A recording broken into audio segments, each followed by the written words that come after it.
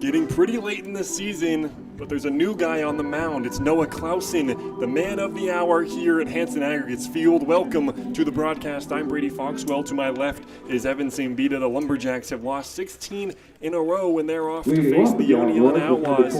Leading off, Noah Clausen's first batter will be PJ Strand, the right fielder. Here's the first pitch from Clausen. In there for a strike. And Clausen, it's kind of an interesting story with him. He showed up. I'll be the first to admit that I didn't know who that was. I thought it was a fan at first, as he was wearing a hoodie and not any Boonville Lumberjacks apparel. Here's the 0-1. Gets Strand to swing over that one. He's down 0-2. And upon further inspection, realized he comes from the enemy, the rivals, the bad guys, Evan. The Utica Blue Sox is where Noah Clausen comes in, but as he gets PJ Strand on 3 pitches. But if he can pitch like that, as I was about to say, then he was absolutely welcome here on the Boonville Lumberjacks. Yeah, it was a bit of a surprise because everyone, we all thought this was probably going to be an Eric Shepard bump day, but came in this morning, and this is what we got, and hopefully he can carry this strong start into the rest of the game. So Clausen on the year only pitched 3.2 innings in 4 different appearances to an ERA of 14.73, which is kind of scary, but at this point the Lumberjacks can use anyone, and with the team ERA of 9, 14 isn't that much higher than that at that point, so that's not my worry at all. He strikes out more than he's faced. That's his 4th on the year. He's only walked 1 person. So the issue is that he got barreled, but hopefully the Lumberjack defense behind him can play like an actual defense, as that one gets by Eli Negrona. Hard hit ball from Fabio Marquez. He rounds first. He's into second. The throw is late, and Marquez is standing with a 1-out double to get things going on the Oneonta side. Yeah, we know that Boonville defense has really been the concern for quite some time, with the 3rd most errors in the league and not even close to the top 5 of most games played. So certainly it has been a struggle for them in the field, but they've had a couple off days in the last 3 days and just need to button it up. So as I mentioned it right there, the fear is that he gives up hard hit contact, as he does to Fabio Marquez right there. His next batter will be Nolan Stark. He's playing center field for the Oneonta Outlaws today. Stark on the year, just under 400 batting average, 391. He's got 4 jacks as well. First pitch swinging, ground ball to the second baseman, Jihad Guy. Fumbles it for a second, but throws on to first to get Nolan Stark, and there's 2 outs now with a runner on third. Yeah, Jihad Guy over there, not a second baseman by trade. He's been trying to add that infielding to his game and started most of his last couple of games at second base. It's been 10 out of his last 11. Just 1 start back in center field.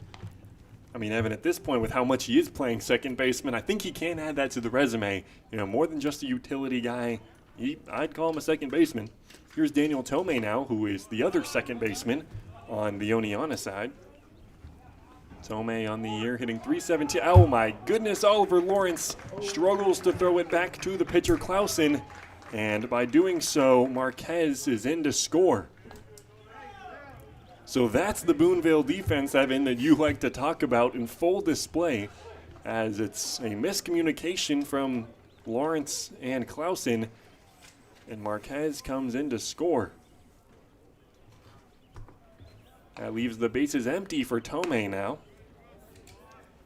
Saying Tomei reminds me of the other Tomei on the Utica side. No relation. Tomei out of Cleveland, Ohio, hitting 317 on the year. Got a few extra base hits to add to that. Swings the 1-1 offering, counts 1-2. Evan, I know you're a little upset, a 1-0 contest early here. Another 1-0 contest that I can think of is Spain-Argentina happening right now. Evan, we're missing it. You're missing it. I've got it on the computer over here. Here's the 1-2 offering to Tomei. Fouls that one off to stay alive. I didn't really have a dog in that one. I guess I wanted Argentina. Shout out my friend Diego. He's a big fan of Argentina. I am kind of indifferent. We've been through this multiple times about what my teams were. 1-2 to Tomei. Lines that one into center field. Does it hang up long enough for Noah Reed? No, it doesn't. And by diving, it'll get past him and go all the way to the wall. Rounding second is Tomei, but that's where he'll stay. Standing on second for a 2-out double. That just got under the glove of Noah Reed. Hit it too hard, and it was coming in at a line. So there's still some trouble on the base paths early for the Lumberjacks. Yeah, that's the concern there. The hard hit ball is already 2 doubles here and just 4 batters faced. Brings up Alex Venezia on the year, 171 batting average. He's got 2 doubles in that time, 3 ribbies, and he might get number 4 as he's first pitch swinging, lines that one into left field. Taking the turn at third is Tomei, and he'll be in to score. So he does grab RBI number 4 right there, and it's quickly 2-0 here as Oneonta is getting their ace wings off early. Another hard hit ball right there, hit number 3 for the Outlaws, and just got to get this game under control if you're Clausen. So he fills up the zone, there's no denying that. And I was hoping after he struck out PJ Strand on 3 pitches, that might be a sign of things to come. First pitch to Owen Ballo is smoked down the line. Oneonta likes to swing first pitch, but staying at third will be Venezia, and Ballo's into second. That one just snuck inside the first base line past Carson Beatty. Oneonta, they are getting their hacks off at the plate. Yeah, Lassiter lucky there that the fence was open in the right field alley. That ball got through that fence and out of play, and if it didn't, that would have been another run for Oneonta. Now batting number 1. Is that what happened? Yeah. Wow, I didn't even see that. Why is the fence in right field open? Yeah, that is very clutch because Venezia, I mean, there's 2 outs. He was running on anything. He had a pretty good RBI or opportunity to come in to score. And now it's 2 runners on for Stephen Clark, the left fielder. Ballo on second, Venezia on third. First pitch to Clark is in there for a strike.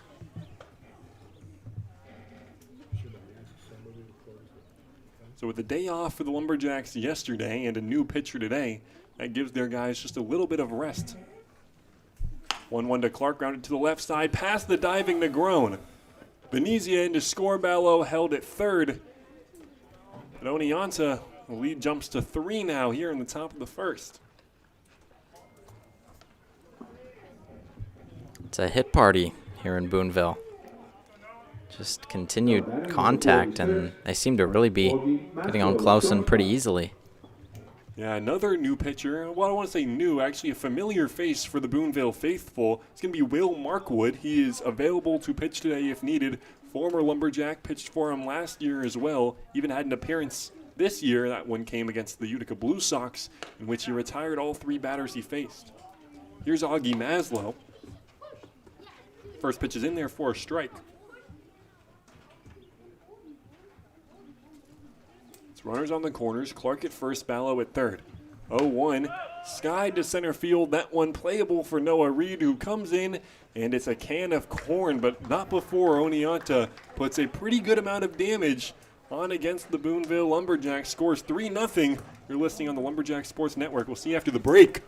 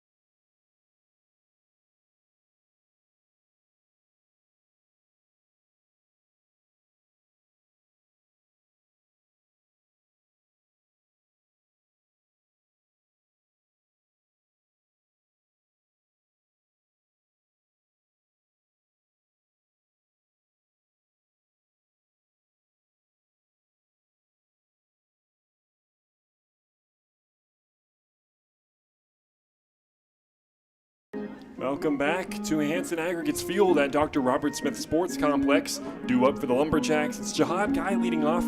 He's facing off against Will Howard from the Oneonta Outlaws, a guy that the Lumberjacks have seen before, comes into the day with a 4.73 ERA, a real innings eater for this Oneonta team, the second most on the Outlaws. He's got 32 and 1/3 innings, only behind Braden McNamee with 32 and 2/3.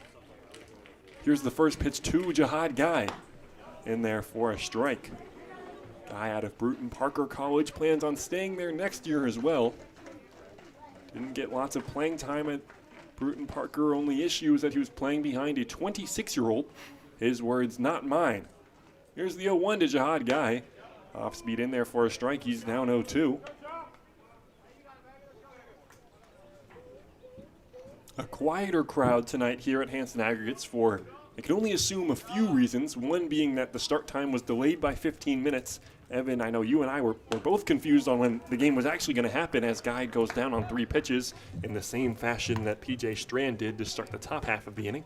Yeah, it was interesting when we got here. We were wondering where the Oneonta team was because it was about 5:15 and they weren't even here, so figured the game would be back to 6, and then about 2 minutes before the game started, they said, hey, we're about to get going. First pitch to Carson Beatty, swings and misses at the fastball. So we thought it was a 5:30 start. Turns out they told us it was a 6 start, and then said, no, we're just going to start right now at 5:45. No matter what, baseball will be played. 0-1 to Beatty. That one is too far outside. My second theory for why Hanson Aggregates, the lumberyard, I should say, is not very full right now, is that the World Cup is still going on, the World Cup final. 1-1 to Beatty, swings and misses. And looks like Spain is about a minute or two away from having their second World Cup of the decade. And as I say that, Spain takes their second World Cup of the decade. Here's the 1-2 to Carson Beatty. He goes down looking. Back-to-back Ks for Will Howard. Well, technically not of the decade. Of the century, excuse me, yes. The man on the mound, Will Howard, not to be confused with Pittsburgh Steelers quarterback Will Howard. In case anyone was thinking of that, I saw the name and had to draw the connection. How far is Pittsburgh from us? Can we get something on that? Can't be too far. Here's Kanias Davis. Pittsburgh about 6 hours south from where we are. Here in lovely Boonville, New York, a nice place to be. 1-0 to Kanias Davis. That one misses up high as well, counts 2-0. Evan, who'd you want in the Spain-Argentina final? I was going for Argentina. Wow. Unfortunately. Now, for all of us, we can't watch soccer until 2030. Nope. Not all of us. Count on Kanias Davis is 3-0. So after striking out the first 2, what does Howard have for Kanias Davis? A 4-pitch walk is what he has in store for him. First runner of the game on the Boonville side.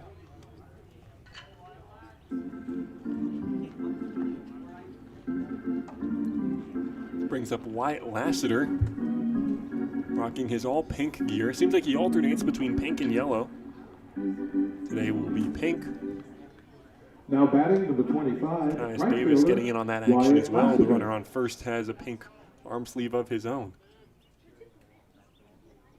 0-1, first pitch to Wyatt Lassiter. His first pitch swinging and lines it to right field. PJ Strand will throw to second, which forces Lassiter to go back to first. It's runners on the corners. That's what the Lumberjacks are going to need to do, especially with Clausen getting hit pretty hard out on the mound. They're going to need some runs, especially if they want to keep this game close and in contention. We know a lot of these last couple games for Boonville have been mercy rules, ones that haven't been close past the first inning. I mean, even that last game, it was 10-0 before the first inning was even over in Amsterdam. So going to need to combat the bats on the Oneonta side with some more runs on the Boonville side. Yeah, that was the most recent contest for the Boonville Lumberjacks, one that they would like to forget. Here's Masai Marshall, first pitches upstairs. That one was a disaster from start to finish. There's really no way to word it other than that. I know that one from the first inning, I could imagine that game was going 6.5 innings at best, and that's exactly what it went. Here's the 1-0 to Masai Marshall. Laster takes off for second. The throw from the knees of Matthew Meyer is not in time. The field for the Oneonta Outlaws, it's Matthew Meyer behind the plate. Alex Venezia at first. Daniel Tomei at second. The shortstop, Augie Maslow. Third baseman, Fabio Marquez.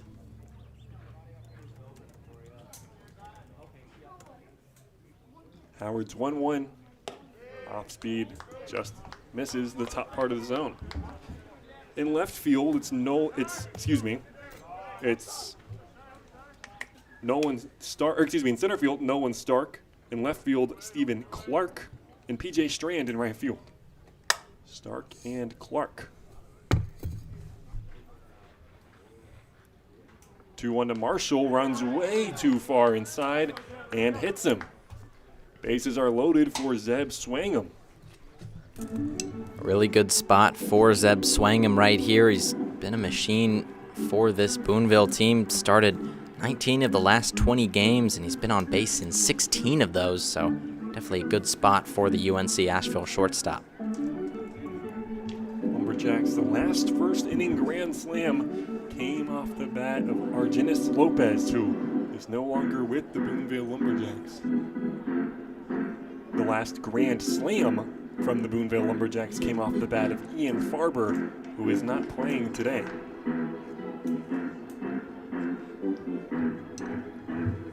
I know we were talking to Ian Farber at the barbecue a couple days ago, and he was telling us he thinks he might be the first player ever to hit a grand slam and give up a grand slam on the mound in 24 hours. First time I've seen it, that's for sure. But here's Zeb Swangham now, the shortstop for the Boonville Lumberjacks. First pitch runs too far inside, ball 1. It's kind of crazy. Jihad Guy struck out on 3 pitches, Beatty on 4. And then the next 3, Davis, Lasser, and Marshall have all reached. So what I thought could potentially be a quick inning for the Oneonta Outlaws has instead turned into a pretty good RBI opportunity. Lumberjacks hoping to plate at least 1 here. Swangham fouls off the 1-0 pitch, counts even.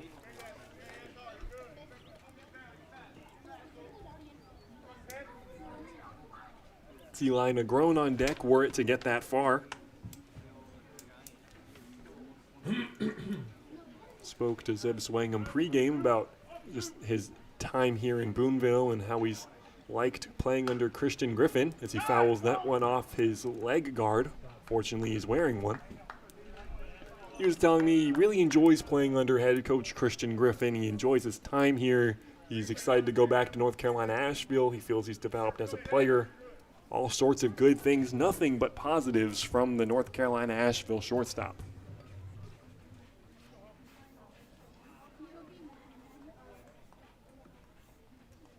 Lumberjacks have struggled against Oneonta all year, yet to find themselves in the win column when the Outlaws are the opponent. Outlaws, however, struggle to play on the road, not struggling so far today. But in road games, usually find themselves in those circumstances. Swangham fouls off that offering, counts still 1-2. On the road, the Outlaws are 3-12, and at home, 9-6-1, a completely different tale of 2 stories. It's Masai Marshall on first, Wyatt Laster on second, and Kanias Davis at third. Will Howard on the mound, counts 1-2 to Zeb Swangham. Inside, counts even now.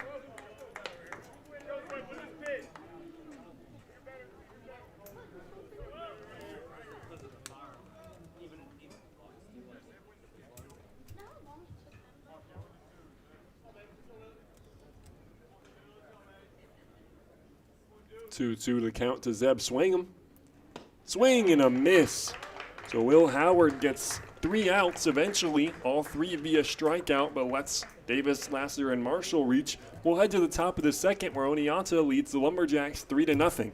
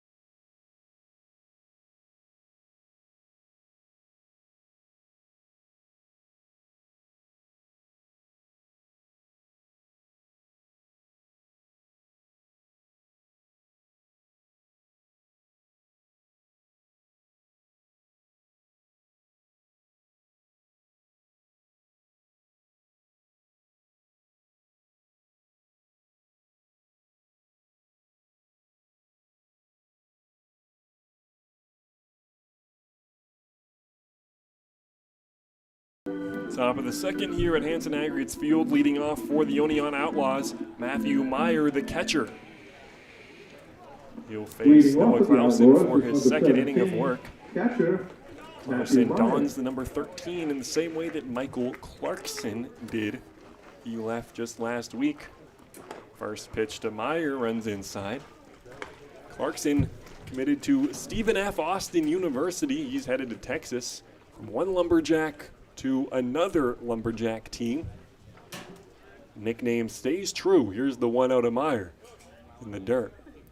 Evan, we're kind of getting to that time where everyone starts to commit. You know, I open up Instagram, and I feel like every day it's a different Lumberjack saying where they're spending their next year. Yeah, that's right. It was Garrett Albright, Tyson Harmon, both going to the University of Mount Olive. Spanky Davis to FAMU as well.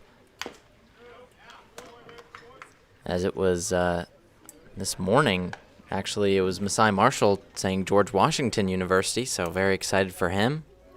A lot of players on this Lumberjack team finding their 4-year home. Yeah, I love to see it. It's always interesting seeing where some of these guys are going. 2-1 to Meyer is outside, 3-1 the count. Mount Olive, a popular school, you mentioned it. Albright going there, Harmon going there. Jacob Young, a catcher who played for the Lumberjacks, is no longer on the team anymore, but a guy who spent the earlier part of the summer with us, he's going there as well. 3-1 to Meyer. Catches the outside part of the zone, counts 3-2 now. Yeah, it might be more as well. Yeah. Who knows? They're making sure they're staying updated on the Lumberjack season, hopefully watching the players for the players individually and not as a team. 3-2 to Meyer, grounded to the left side. Zeb Swangham backhands it. Long throw over to first is made in plenty of time for 1 out here in the top of the second. Yeah, despite a Lumberjack defense that has been pretty abysmal at times, Zeb Swangham has really been the anchor on the defensive side. He's been pretty perfect on the left side of the defense. Yeah, that play right there, no exception. I didn't actually think that play would be made. Maybe I'm just kind of used to seeing this Lumberjack infield over the past couple of days. Here's Michael Camper now, the extra hitter.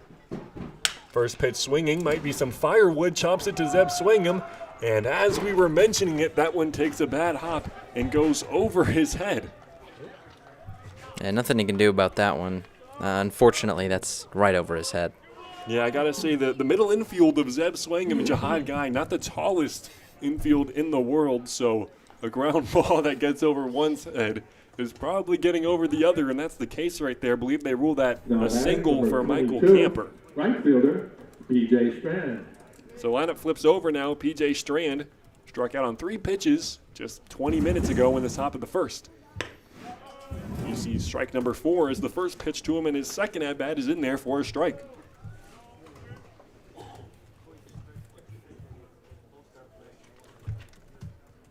So on first is Michael Camper. A back pick, and he's not doing anything over there at first.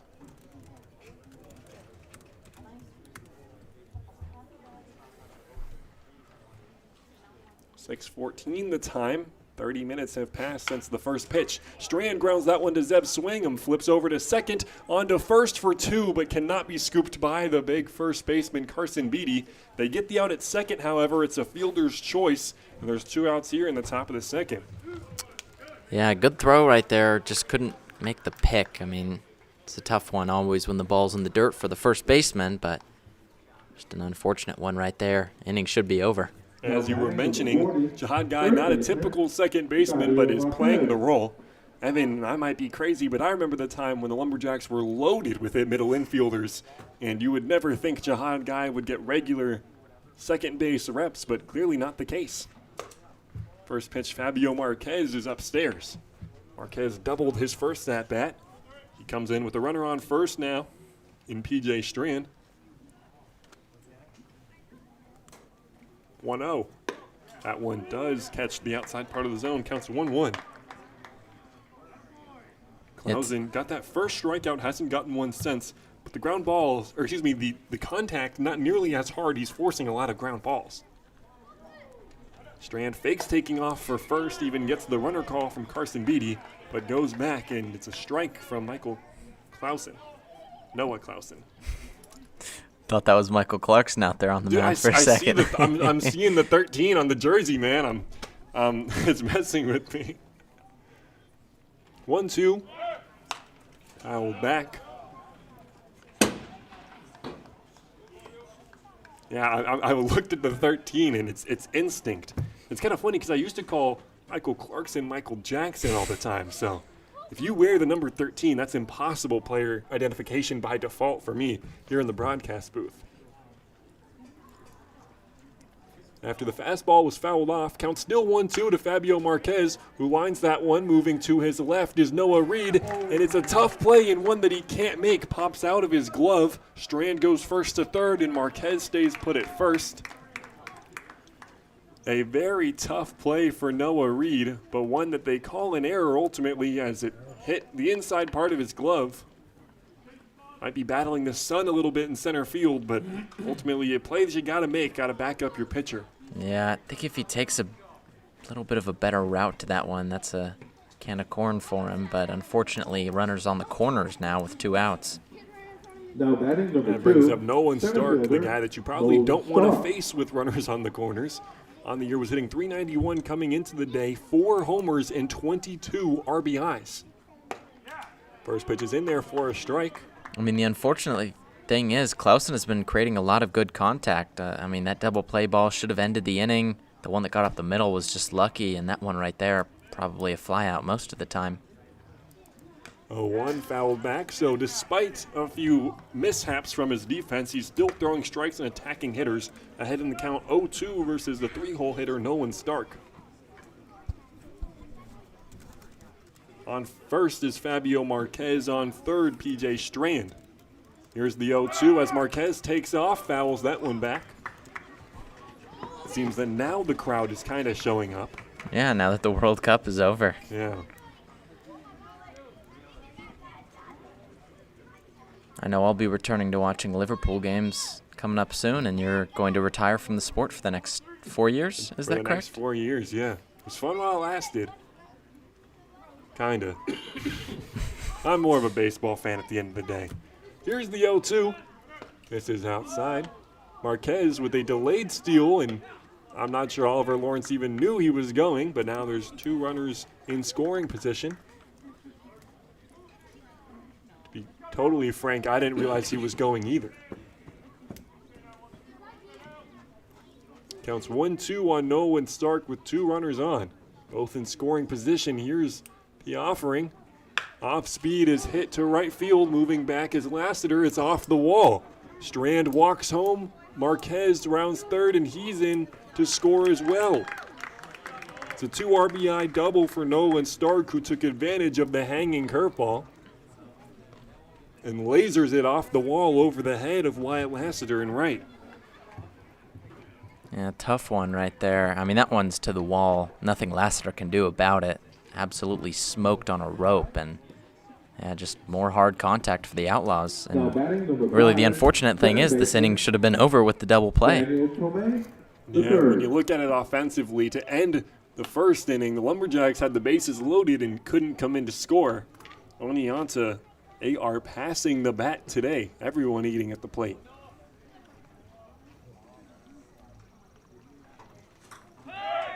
Runner takes off for second. He'll continue running as that one is flied to left, but under it is the left fielder Harrison Haig.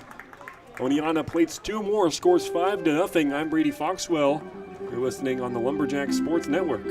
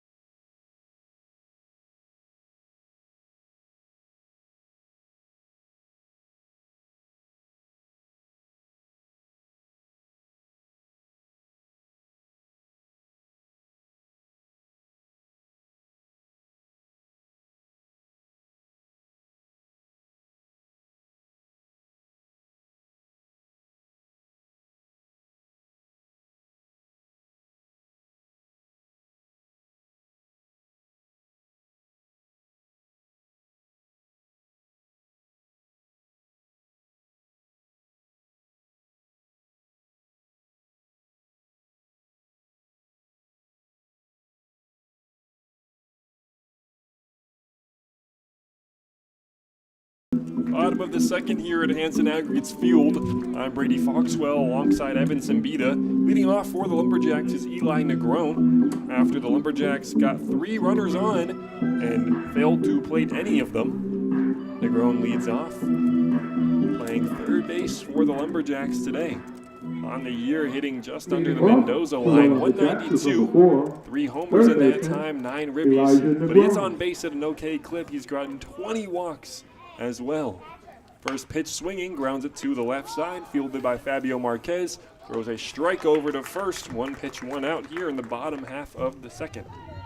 It's kind of the same hard contact you're seeing Oneonta kind of get on the offensive side of things, but just Boonville defense kind of let him down in that inning. The story of the season, you could say, Evan. Boonville Lumberjacks defense loses game. First pitch to Noah Reed, also first pitch swinging. Fouls that one over to the third base coach, Christian Griffin, who can't make the play.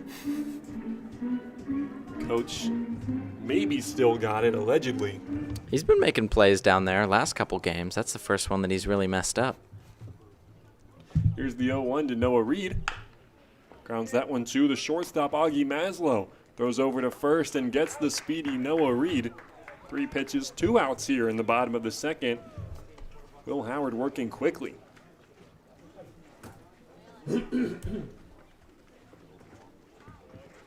Lumberjacks, after playing 16 in a row, didn't win a single game, then had the day off on Thursday. Played Friday, got shelled yet again, lost to the Amsterdam Mohawks. And then we're supposed to play the Mohawk Valley Diamond Dogs yesterday. That game never happened as it was rain from sunup till sundown. Here's the 1-0 to Harrison Haig. Grounds it to the left side. It's 3 groundouts for the Lumberjacks as Marquez fires that one over.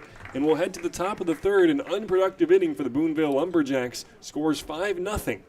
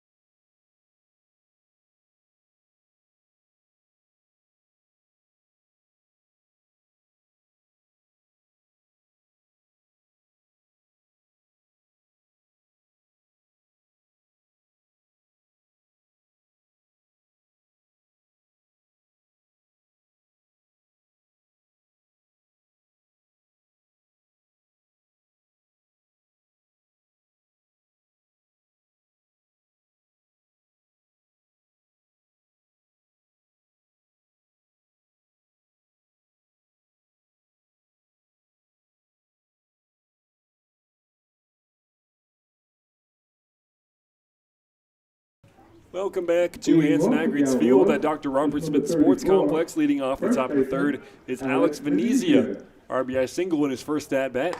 First pitch is in there for a strike. Clausen giving up 3 runs on the day. First 3 were earned, the next 2 were not, as his defense kind of did what they usually do and struggled. 0-1 offering goes with the off-speed, and Venezia swings through it. 0-2 quickly. Clausen works pretty quickly, doesn't waste time. Ready in the windup before Venezia is even back in the batter's box. 0-2. Checks his swing. Does he go around? No, he doesn't. Oliver Lawrence wanted that one, so did the Lumberjack dugout. They can't get it, however. Counts 1-2. Oneonta so far is getting their A swings off. Lumberjacks are kind of going quietly. It was 1-2-3, 3 ground outs all to the left side in the bottom half of the second for the Boonville Lumberjacks. Here's the 2-2 to Venezia. Lined into left field for a base hit, and the hits just keep on coming for the Outlaws. Already the second single of the day for Venezia. Not even the only Outlaw with multiple hits in this contest, and we're only in the 3rd inning. Yeah, it's Owen Balleau who hit a double his first at Now bat. batting number 47, the DH. You know, the last Owen time the Balleau. Lumberjacks played the Outlaws, I remember I was the first base coach in a game that ended 22-1. That was not a fun day to be a first base coach. Shortstop Zeb Swingham had to pitch an inning. Didn't go very well. I'll keep that part short. He was filling up the zone similar to Noah Clausen is. But credit to this Oneonta Outlaw team, they don't strike out very often. 1-0 from Balleau, skied, but kind of hit softly. It's no trouble for Zeb Swingham, who takes a few steps back and makes the first out here in the top of the 3rd. Brings up Stephen Clark, another guy with an RBI single. Now batting number 1, left fielder, Stephen Clark.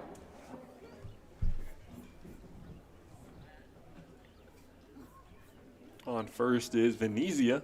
Here's the first pitch to Clark. Grounds it to the left side. Swingham a chance at 1, maybe 2. Throws over to Jihad Guy at second. They at least get the out right there. Throw on to first is way late. But it's a fielder's choice to get the second out here in the top of the 3rd. Another good play by Swingham on his back foot to make Now that batting throw number straight to Jihad 46, Guy and shortstop, really enable them to maybe even Augie get 2 in that play right there. Brings up Augie Maslow. Flew out to center in his first at-bat. First pitch is inside for ball 1. Yeah, I like seeing Swingham at short. Who I miss, Evan, is Tanner Ferguson at 3rd. Mm-hmm. I mean, I felt like he was fantastic. Asher Friedman, another good defender. Man. Yeah. Maslow misses at the 1-0. Tanner Ferguson, another University of Mount Olive guy. Another Mount Olive guy, yeah. The Mount Olive Lumberjacks. What are they really, the Trojans? Believe so. Speaking of Trojans, The Odyssey, Evan, fantastic movie. We saw it the other day. I thought it was fantastic. I agree. Great way to spend the day off. Yeah, I know you especially liked it. I did. I 4.5 did as well. stars out of 5 is what I gave it. 1-2, grounded to Jihad Guy. Slides, fields it cleanly, and throws over to Carson Beatty to get Augie Maslow. So it's a 0 in the top half of the 3rd. We'll head to the bottom half of the 3rd, where Lumberjacks hope to do not that. Brady Foxwell alongside Evan Zambita. We'll see you after the break.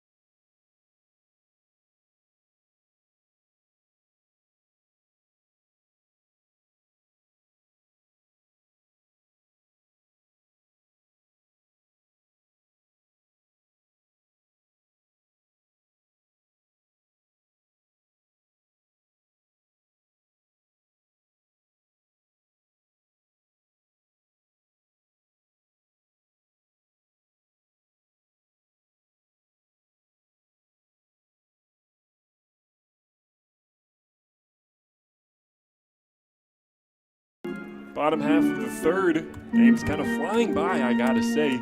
Lumberjacks still a big goose egg in the run column. Getting his first at-bat of the game is Oliver Lawrence.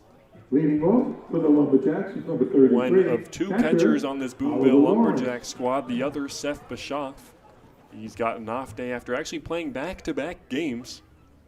Bischoff, worth noting, knows the outfielder for the Oneonta Outlaws, not in the game today, but Jack Lockwood. They both go to Grand Rapids Community College. Good friends is what Seth was telling me.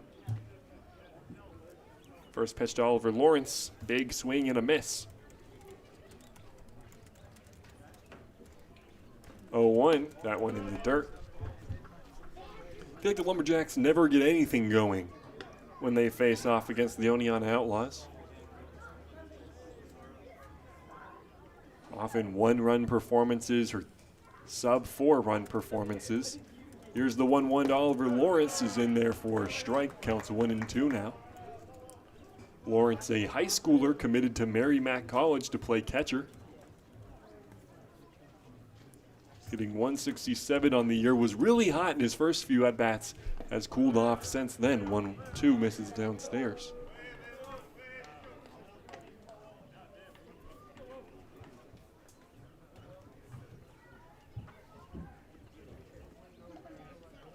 About a 2-hour drive to Oneonta. Evan, you mentioned it. They showed up about 15 minutes before the scheduled game time. Counts 3-2 now to Oliver Lawrence.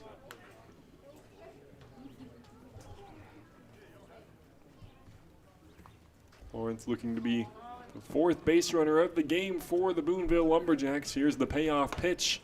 That one runs too far inside, checks his swing. It don't even check, it's a walk to lead off the bottom half of the third. And the Lumberjacks finally getting around to the second time of the order. Oneonta almost 3 times through already. It'll be Jihad Guy, who struck out on 3 pitches in his first at-bat. Now batting number 17. Looking to do pretty much anything else. Guy doesn't strike out a lot very much. First pitch grounded to the left side. Double play opportunity. Marquez onto second for 1. Onto first for 2. So when I said Guy doesn't want to strike out, he'd look to do anything else. I guess that is something else, but not what he wanted to do. It's a 5-4-3 double play. And that brings up Carson Beatty. That's a real killer right there. Just, maybe think with the top of the order coming up, you've got some momentum going, but unfortunate right there from Jihad Guy. That is not the case. Here's Carson Beatty. First pitch misses outside. Yeah, that one, tailor-made, I gotta say. Jihad Guy's even pretty fast, but couldn't beat out that one. 1-0 to Beatty. That one's in there for a strike. Jihad Guy, you mentioned at the team barbecue, you were kind of giving him fits about this. Real name Chosen. Chosen Guy takes Jihad after his father. Beatty fouls off the 1-1 offering. I wouldn't say I was giving him fits over it. I just thought it was interesting. I think it's pretty cool. I think it's pretty cool because this is something that you can't really find anywhere else. Like this, we never would have known if he didn't mention it to us at a team barbecue. Yeah, which was fantastic food, by the way. I believe the Helmers are here, but I had to give them extra thanks after that one. Beatty grounds that one over to second, and despite a bad throw from Tomei, is in time to get Beatty at first. So the Lumberjacks kill any momentum with the double play. We'll head to the top of the fourth. Scores 5-0. We'll see you after the break.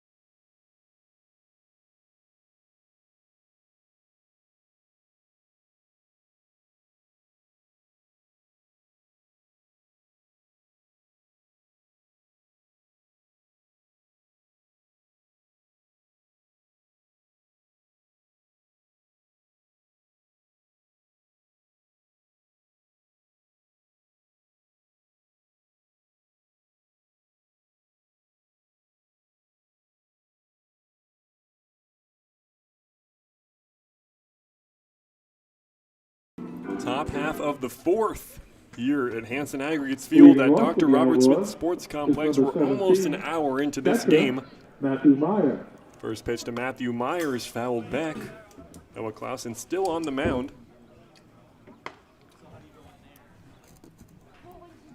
That's his 50th pitch of the game through 3 completed innings. 0-1 in the dirt. Counts even at 1-1. Meyer grounded out in his first at-bat, and that's all he's done so far. This is only his second. The Outlaws are threatening, or will have their, at least the leadoff hitter Strand will have his third at-bat before most Lumberjacks even have their second.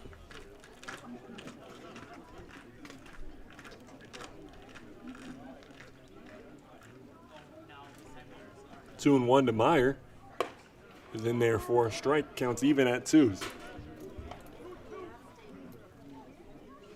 It's chillier than it was in recent games. About 71, but kind of breezy. It's enough for me to throw a hoodie on. Here's the 2-2. That one hit pretty well into left. Moving back is Harrison Haig. It is over his head and off the wall. Moving into second is Matthew Meyer with a leadoff stand-up double. That ball, I thought it might get out, actually. Just stayed inside. It's a graveyard to left. Thought it had a chance, but it's just hard hit ball after hard hit ball here tonight. It's tough for the Lumberjacks to really get anything going when, you go down 1-2-3 in the offensive side, and then you're just left chasing balls on the defensive side. That brings up the 10-hole hitter on the Oneonta side, Michael Camper. Skies that one into center field. Converging is Reed and Swingham. Reed is the one who takes it. So a clutch out. First pitch to Camper. That's an F8, and the lineup will flip over. You're much needed right there. Now batting number 22, PJ Strand. It's been a real struggle for Clausen out here tonight. Just one hitter in the Oneonta lineup does not have a hit in this game.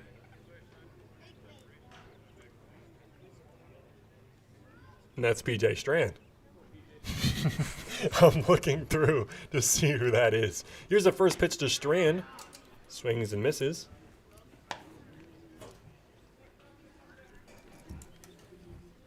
Wow, that's incredible. Augie Maslow, he's 0 for 2 as well. It's 2 hitters.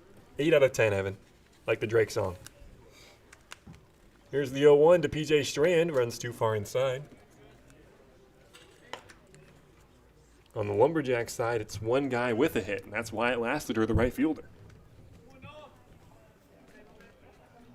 It's a very bad. Just take a look at the scoreboard. 5 runs, 9 hits, no errors.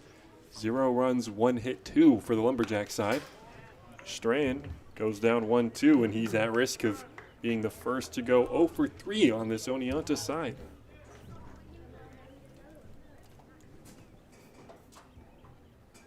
Lumberjacks come into the day losing 16 straight. In the month of July, Evan, we have not uttered the words Lumberjacks win. And unless they change things pretty soon, that streak might extend to 17. And with the Lumberjacks off Monday and Tuesday, Wednesday would be the next chance to say it against the best team in the league. Here's the 1-2 to PJ Strand, misses outside. Yeah, if they can't get a win here tonight, it will be over 3 weeks since we have uttered the words Lumberjacks win. Last one came June 27th versus the Utica Blue Sox. A team that the Lumberjacks kind of had their number before just about everybody got injured. PJ Strand with a swing and a drive. That ball was crushed. It's a 2-run homer for PJ Strand, who gets his first hit of the game coming in pretty loud fashion. Extends the Oneonta Outlaw lead 7-0. That one got out of here in a hurry. How's that for a hit right there, Brady? Long ball to the deepest part of the yard, or what is almost the deepest part of the yard. Absolutely killed that ball, and no chance it's coming back. So after Matthew Meyer sent one about as far as you can get it without it leaving the yard, BJ Strand says, hey, I'll do it for you, and gets that one into the trees. You'll see the local Boonville kids might go into the forest, try and retrieve that baseball. PJ Strand, really a premier hitter. I was going to say, he doesn't seem like the guy to not have a hit on the day. He changed that pretty quickly. 303 average coming into the day, has since raised that. That was only his second homer of the year, however. Wyatt Lassiter helping the kids out in the outfield, telling them where exactly that ball went. Would you do that if you were an outfielder? If it's the opposing team that hit it? I guess, yeah. I mean, I stand to lose nothing if a kid finds that ball. Yeah. Ooh. That kid in black's got no clue. Fabio Marquez, the hitter, he's 2 for 2 on the day, halfway to the cycle. With the 2 hardest remaining, he's got a single and a double. Hits that one pretty well to left, however. Will it stay fair? No, it won't. If it did, he likely would have grabbed his second double of the day. I was looking down near the concession stand. Some kid almost clotheslined himself on the rope line down there. I was focused on baseball. I wonder if do you think the kids in right have gotten the ball yet? Probably. I don't see him out there. Back. I see 2 more coming now. Have to now. go pretty deep into the forest, unless the tree obviously took off some distance. I think it bounced off the tree and then back towards the field of play. I know it didn't get back in, but hopefully the Lumberjacks, the Lumberjack fans. Oh, there's the kid. He's got the ball. Wow, black shirt got it. I thought he was nowhere close. You said he was clueless. He looked like it. 1-2 to Marquez. Misses outside. He's keeping the ball, though, not turning it in for Candy. Interesting play. Maybe he'll try and trade it for, like, a bat or something. And I'm not sure Strand would take that deal. Oh, he's trying to throw it back. Throw it back. Oh, yeah. Here's a 2-2. That one is hit pretty well to right. Lassiter doesn't see it. Will he have to? Yes, he gets it at the warning track. Battling the sun seriously, but finds it when he needs to, and that's out number 2. Another hard hit ball. That one pretty much to the same spot, just a couple feet in front of that 10-foot fence down there and right. Yeah, I thought the Outlaws might be going back-to-back right there. Just stays inside the yard. Lassiter, a great outfielder.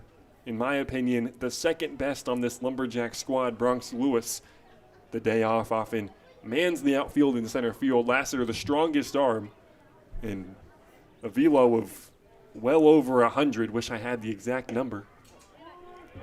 Here's Nolan Stark, 1 for 2 on the day. Ground out and a 2 RBI double.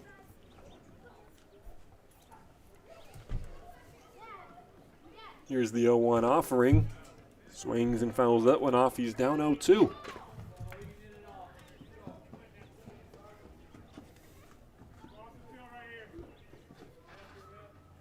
A little bit of a shift going for the Lumberjack side. Here's the 0-2. That one's going to be a backwards K, the second of the day for Noah Clausen. Lumberjacks finally escape, but not after. The Outlaws add 2 more, courtesy of PJ Strand. We'll head to the bottom of the 4th. Lumberjacks trailing 7-0.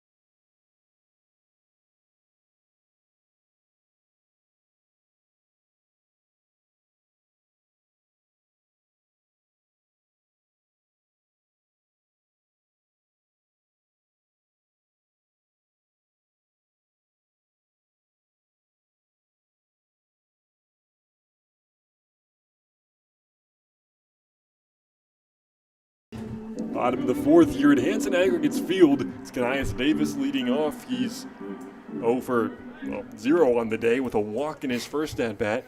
He would not come around to score as the Lumberjacks failed to score with the bases loaded. That came in the bottom half of the first inning. Looking to at least make Will Howard work a little bit on the mound. He hasn't really had to do that today. First pitch misses upstairs, ball one.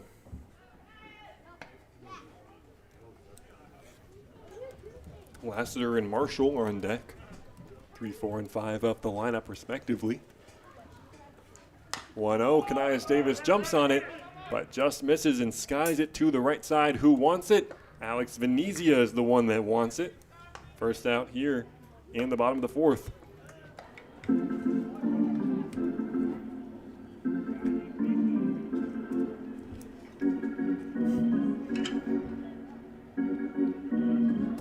So Wyatt Lassiter, the man due up here in the bottom of the fourth on the day. He's 1 for 1 with a single. Rocking the pink gear, looking to get his second hit. First pitch misses upstairs, ball one.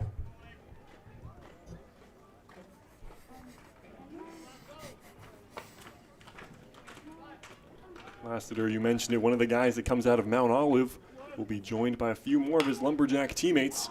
1-0 offering fouled down the line towards the Oneonta bullpen. Count moves to 1-1.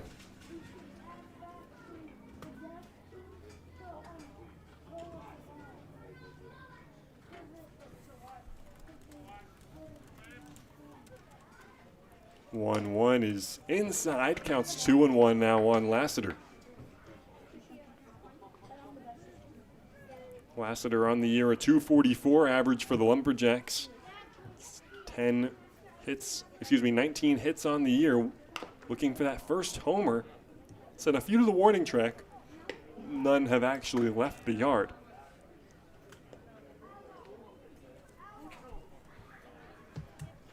What he was telling me pregame is that Lassiter actually plays a little bit of catcher. And on his first day with the Lumberjacks, here's the 2-2. Finds that one into right field, his second base hit of the game. What Lassiter was telling me is that he played catcher, and on his first day, he told CG, Christian Griffin, when he asked, hey, what positions do you play? Oh, outfield and catcher. And what Christian Griffin said is, he'll play outfield. Didn't go into much detail, just kind of let him know that's not your role on this Lumberjack team. Lassiter, took that with grace and plays a fantastic right field for the Boonville Lumberjacks. You got a couple guys on this team that could catch. Jonathan Tetzloff, Michael Clarkson, who used to play on this team. He actually did play catcher for one game, but a lot of guys that could do it, but they keep it at 2. First pitch to Masai Marshall is in there for a strike.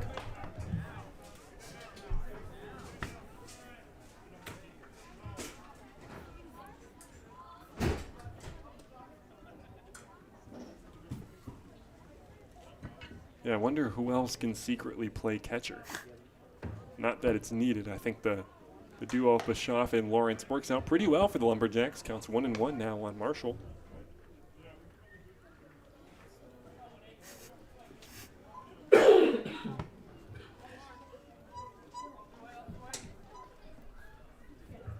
Also spoke to Tyson Harmon pregame about his relationship with Christian Griffin. All of this comes for an upcoming feature story on Coach Christian Griffin. Stay tuned on Lumberjacks social media at Boonville Lumberjacks on both Instagram and Facebook. Gotta say that one is still in the works, but will be posted prior to July 27th. Stay tuned, big things coming as always. Best social media team in the league per people, that's what people are saying. Lassiter on first, 2-1, they count to Masai Marshall. Runs inside. Count 3-1 now, and Matthew Meyer wants to talk to his pitcher. Best social media team in the who's saying that? I'm wondering. It's banter around the league, really, is what I'm hearing. Mm-hmm. Like, it's just like, oh, did you see that Boonville social media team? It's like, wow. I mean, yeah, I have. They're really good. Who is our social media team? I don't know, but he's great. Probably tall and handsome.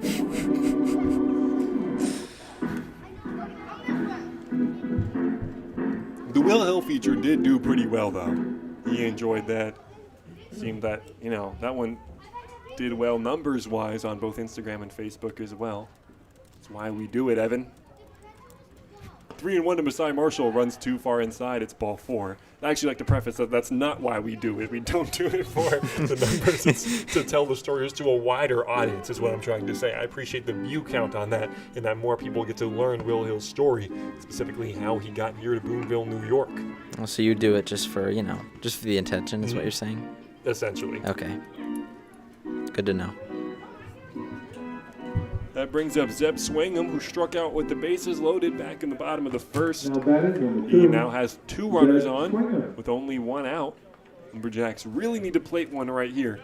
They're down 7 runs, and the only reason they have 2 hits is because of the man standing on second. First pitch to Swingham is inside for a ball.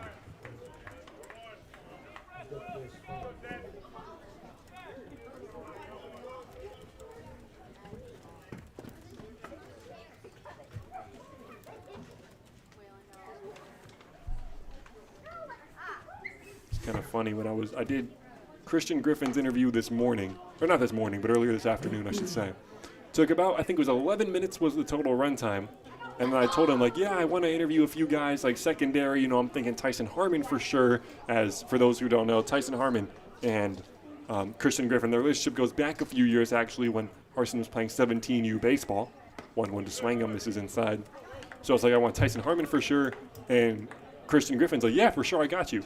And sent down like half of the Boonville Lumberjack team. Like I then interviewed like 10 guys. I don't think I'll keep all 10. Probably looking at 5 to 7 range. But yeah, they gave me a lot of footage to look over. 2-1 to Zeb Swingham, gets the strike call. Swingham doesn't like it. Counts 2-2. Swingham, another guy that I interviewed. Before I did, he told me, look out, you're going to have to edit a lot of this. How'd he do? I don't think I'll be using much of his interview. Great stories, but I don't know. I think I like what I have from some of the other guys. Fouls off the 2-2 offering.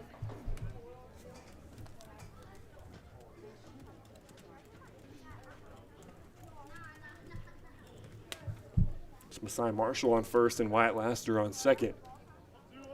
Lumberjacks trailing by 7 runs. If you compare their game versus Amsterdam to the one today, it's faring slightly better.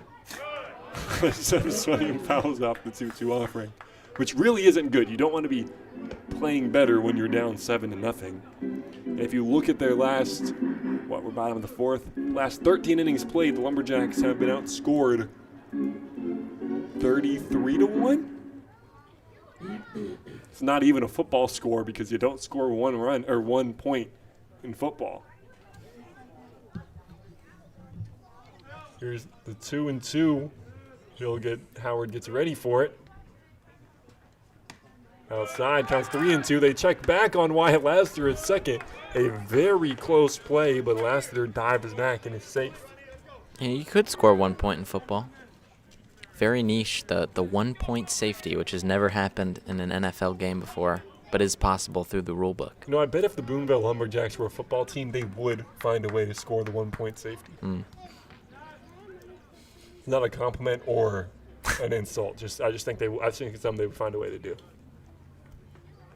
Counts full now to Zeb Swingham. Lassiter takes off. Marshall does the same. It's strike 3, the call.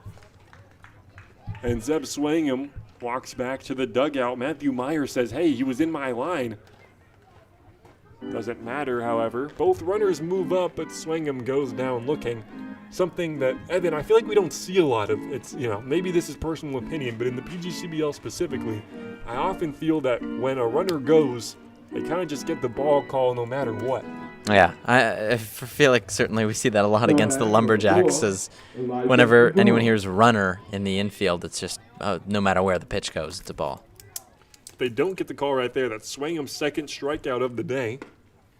And Eli Negron is the man tasked with driving one of these 2 runners in at least. With Lassiter on third and Masai Marshall on second, he takes the first pitch strike.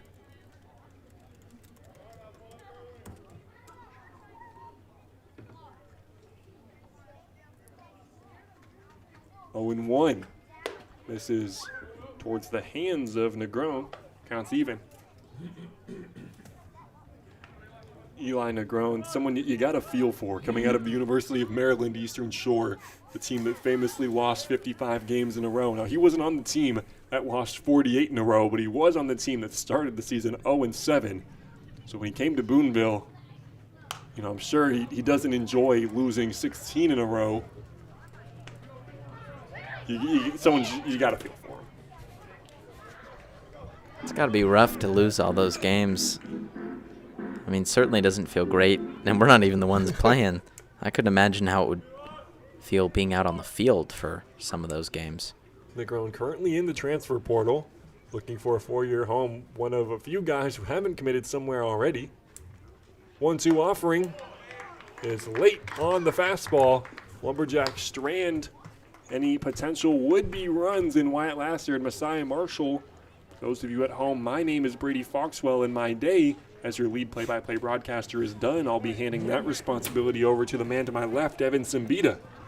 Lumberjacks trailing by 7. We'll be back for the 5th inning right after this.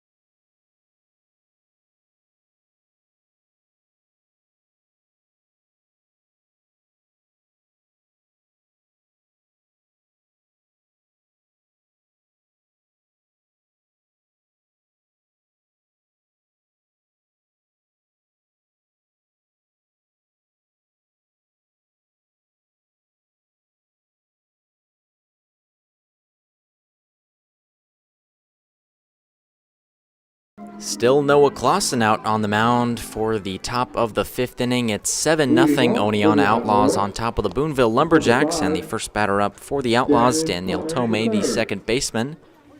Digs in on the left side. Here comes the first pitch. Taken fastball on the outside corner for strike 1. It's Tomei so far today, 1 for 2 with a double and a flyout. The 0-1. Hit high down the left field line, but foul right in front of the big chair above the Oneonta dugout, and the count 0-2 quickly. It's Tomei, who played in the game last night against Mohawk Valley, was 4 for 5 as the 0-2 chopped high right in front of the catcher's mound. Lawrence has got it, throws over to first in time, and gets him for out number 1. I just want to highlight Oliver Lawrence right there. That's actually a really tough play that he made look really easy. If he doesn't grip that baseball perfectly, there's a chance that that's an infield single right there. So great experience from the catcher who's not even in college yet.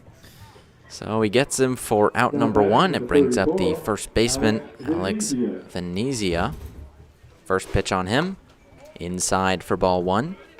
Venezia 2 for 2 on the day, 2 singles, and came home to score both of those times.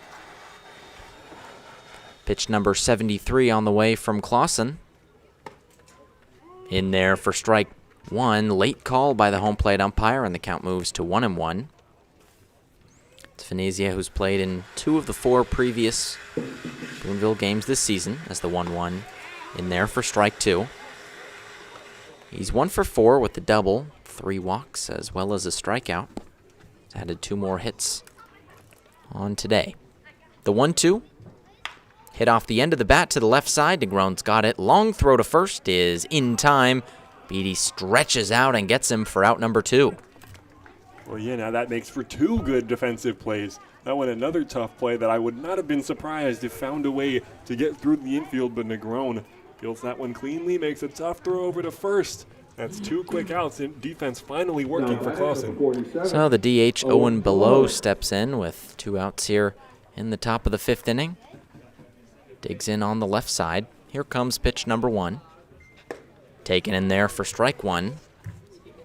It's Below so far today, 1 for 2, fly out and a double. Would come home to score off that double in the 1st inning. The 0-1 hit high to center field. This one should be shallow enough. Coming in and making the catch is the shortstop Zeb Swangam, and that will do it for the top of the 5th. Outlaws go 1-2-3, and they still lead by 7. It's 7-0. You're listening to Boonville Baseball on the Boonville Radio Network.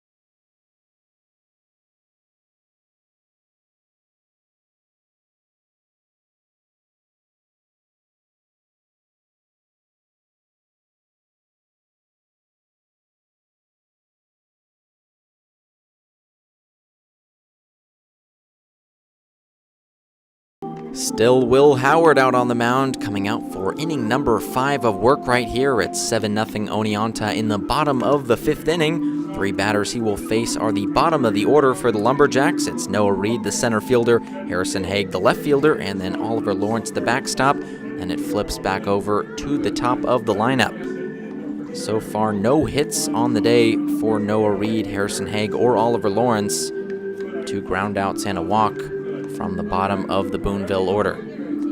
First up is Noah Reed. Trots in on the right side with the bright blue helmet and the blue cleats.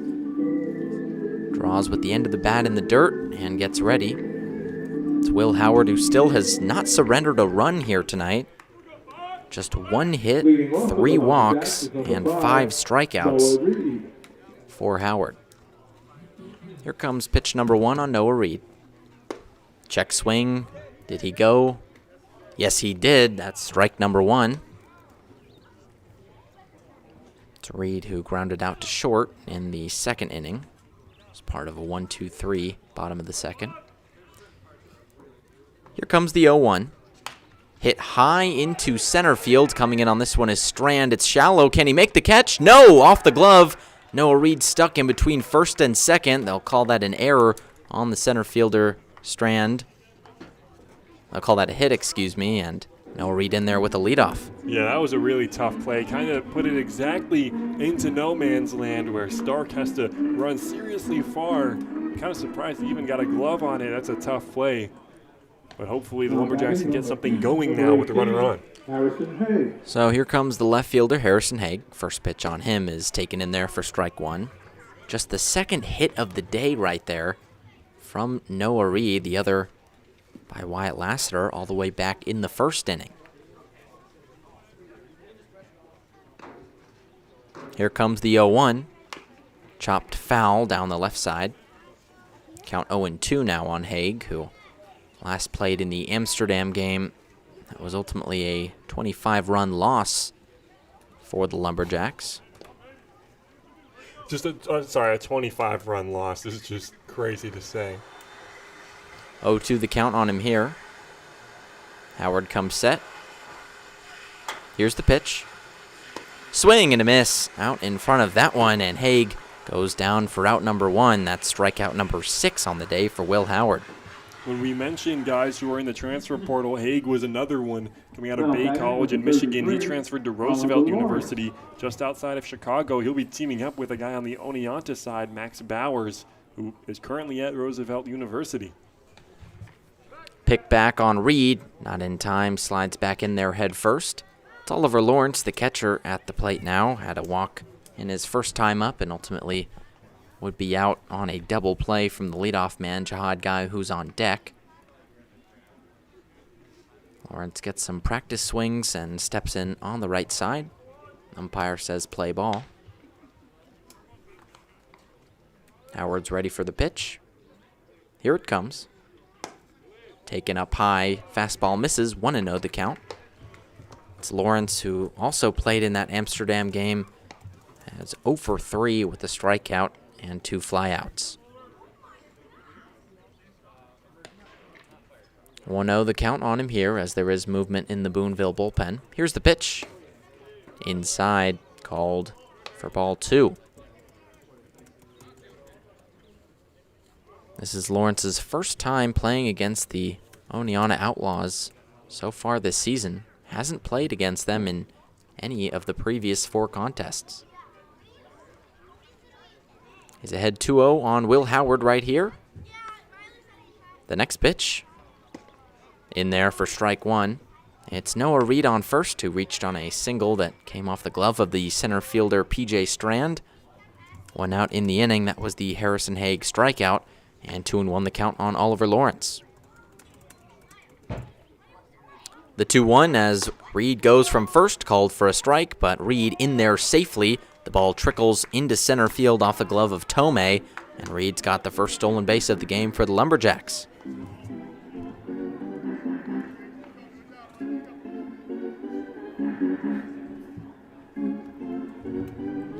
So 2-2, the count on Lawrence right here.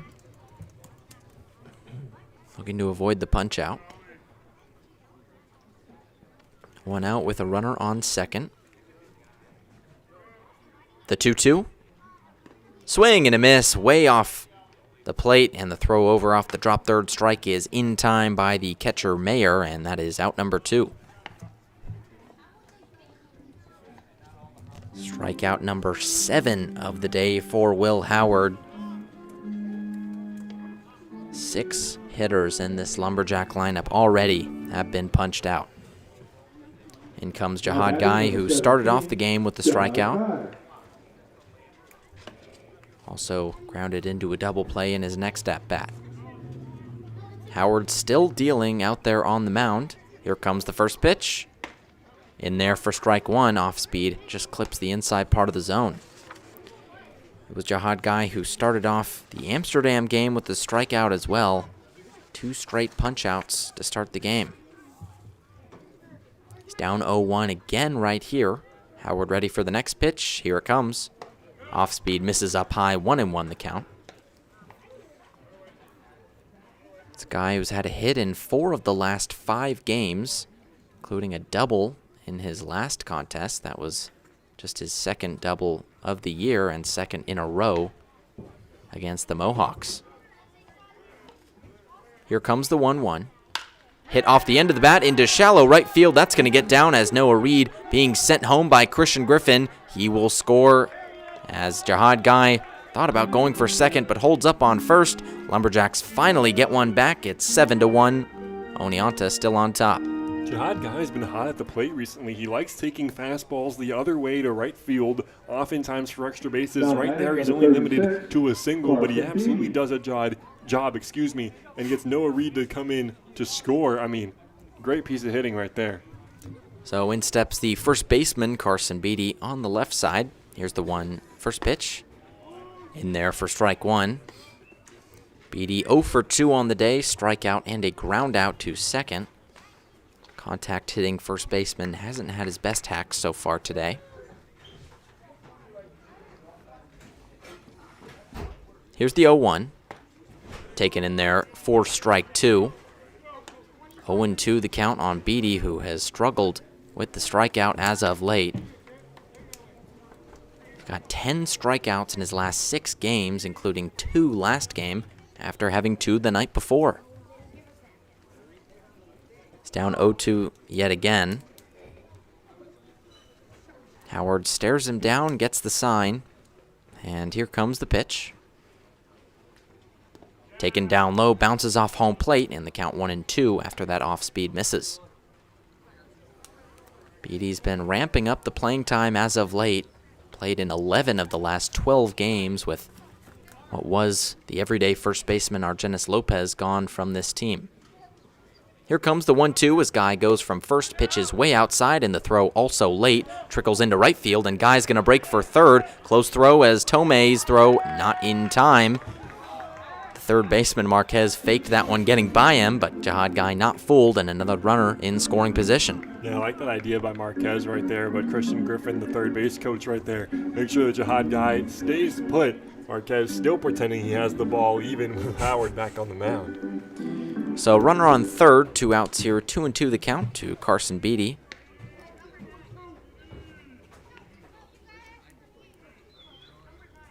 Big ground ball hitter, could use one through on the left side.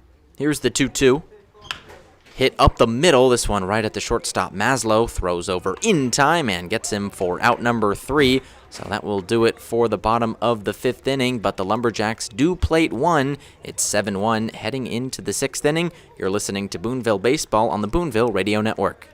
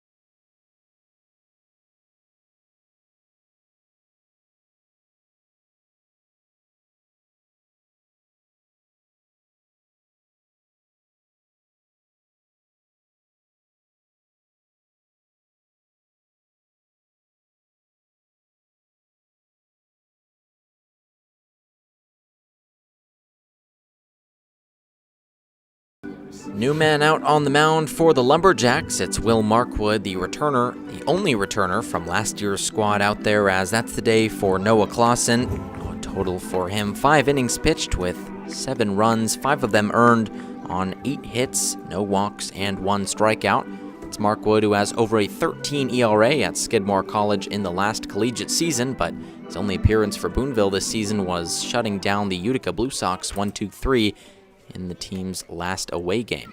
Leading off for the Oneonta Outlaws is the left fielder Stephen Clark, who immediately sends this one into deep center field. It's off the wall as Noah Reed can't find it. He's hustling around first and into second, safely standing with the leadoff double. Yeah, I thought Clark might have just welcomed Markwood back to the PGCBL right there. Does in a way with a double. That one just stays inside the park. Wow, it's loud contact from the Oneonta side tonight. Second hit of the day for Clark, a single and a double so far, and brings up the shortstop Augie Maslow, wearing the unorthodox number 46 on the back, with an orange bat above his head and a maroon helmet. Markwood looks back at the runner. Here's the first pitch. In there for strike 1. Maslow so far today 0 for 2. One of the only Outlaws without a hit, actually the only Outlaw without a hit here tonight. Fly out and a ground out so far. 0-1 from Markwood. Outside misses. Breaking ball just a little bit outside in the count 1-1 now. It's Maslow, who's currently on a 6-game hitting streak ranging all the way back to June, but hasn't been able to find one so far tonight. Here comes the 1-1. Just misses outside. Heater misses, and the count 2-1 now. He's played in 3 games against the Lumberjacks so far this season. The only one he didn't play was back on July 11th. Here comes the 2-1. Hit to the left side. This one off the shin of Elijah Negron. Has to pick it up and throw quickly, and does in time for out number 1. An impressive way to recover right there from Elijah Negron on the hot corner. Elijah Negron with a rocket in his pocket throws that one an absolute bullet onto first. I thought there was no way he would have a play right there. That's something you just make that type of face to. You know what I'm talking about? That was disgusting from Eli Negron right there. So makes a good play, recovers after a fumble to start, and brings up the catcher, Matthew Mayer. SUNY Brockport player right here, one of many on this Oneonta squad. And time called by the home plate umpire. It's Mayer so far tonight, 1 for 2 with a double and a ground out. Junior out of Commack, New York, stands in on the right side. Stares down the righty Markwood. Here's the pitch. Hit high but shallow. This one behind home plate. Lawrence ranging to the Boonville dugout, but no one makes the catch. That one right in front of the chain link fence down on the Boonville home side, and another missed opportunity for this Boonville defense. It was Carson Beatty who's dropped a couple pop-outs himself this season, and Oliver Lawrence converging on that one. Ultimately, a tough play, though, with not a lot of time to spare. So the count 0-1. Mayer kind of gets away with one right there. Markwood with the Craig Kimbrell-style look back to the catcher Lawrence, trying to get the sign. Finally does. Here comes the 0-1.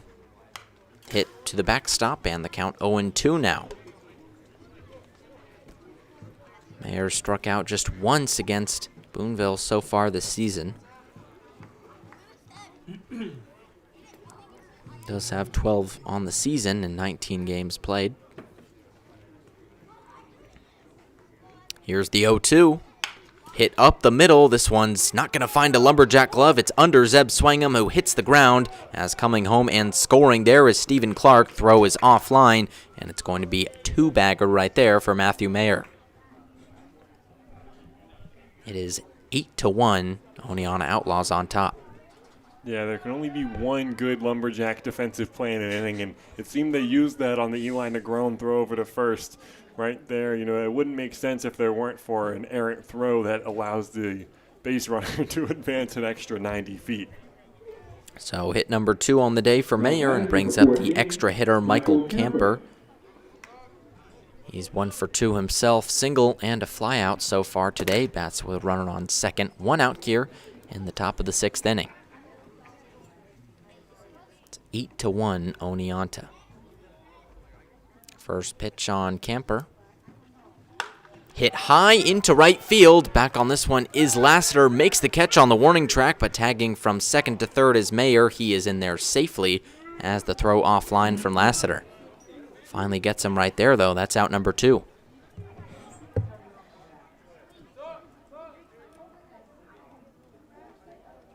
That one went a long way. Lots of loud contact, man. I feel like I hold my breath on every fly ball. Fortunately, right field, it's hard to hit it out everywhere, but right field with that tall fence, you really got to get it well. Just missed it right there from Camper.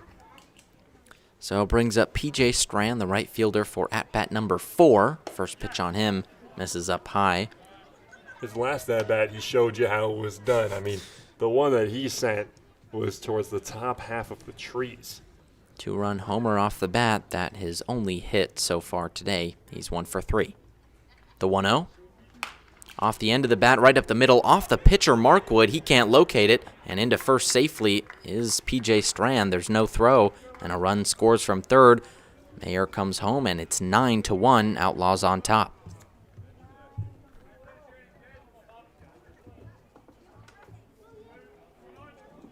Now batting number 40, Fabio Marquez. Call that one a single just because of how hard it was hit right at the pitcher Lockwood. And hit number 2 of the day for PJ Strand. It brings up the third baseman, Fabio Marquez. Runner on first, 2 outs here in the top of the 6th. Here's the first pitch. Swing and a miss. Big hack right there from Marquez, and he goes down 0-1. Already 2 runs scored in this inning by the Outlaws. What has been another frustrating defensive inning for Boonville.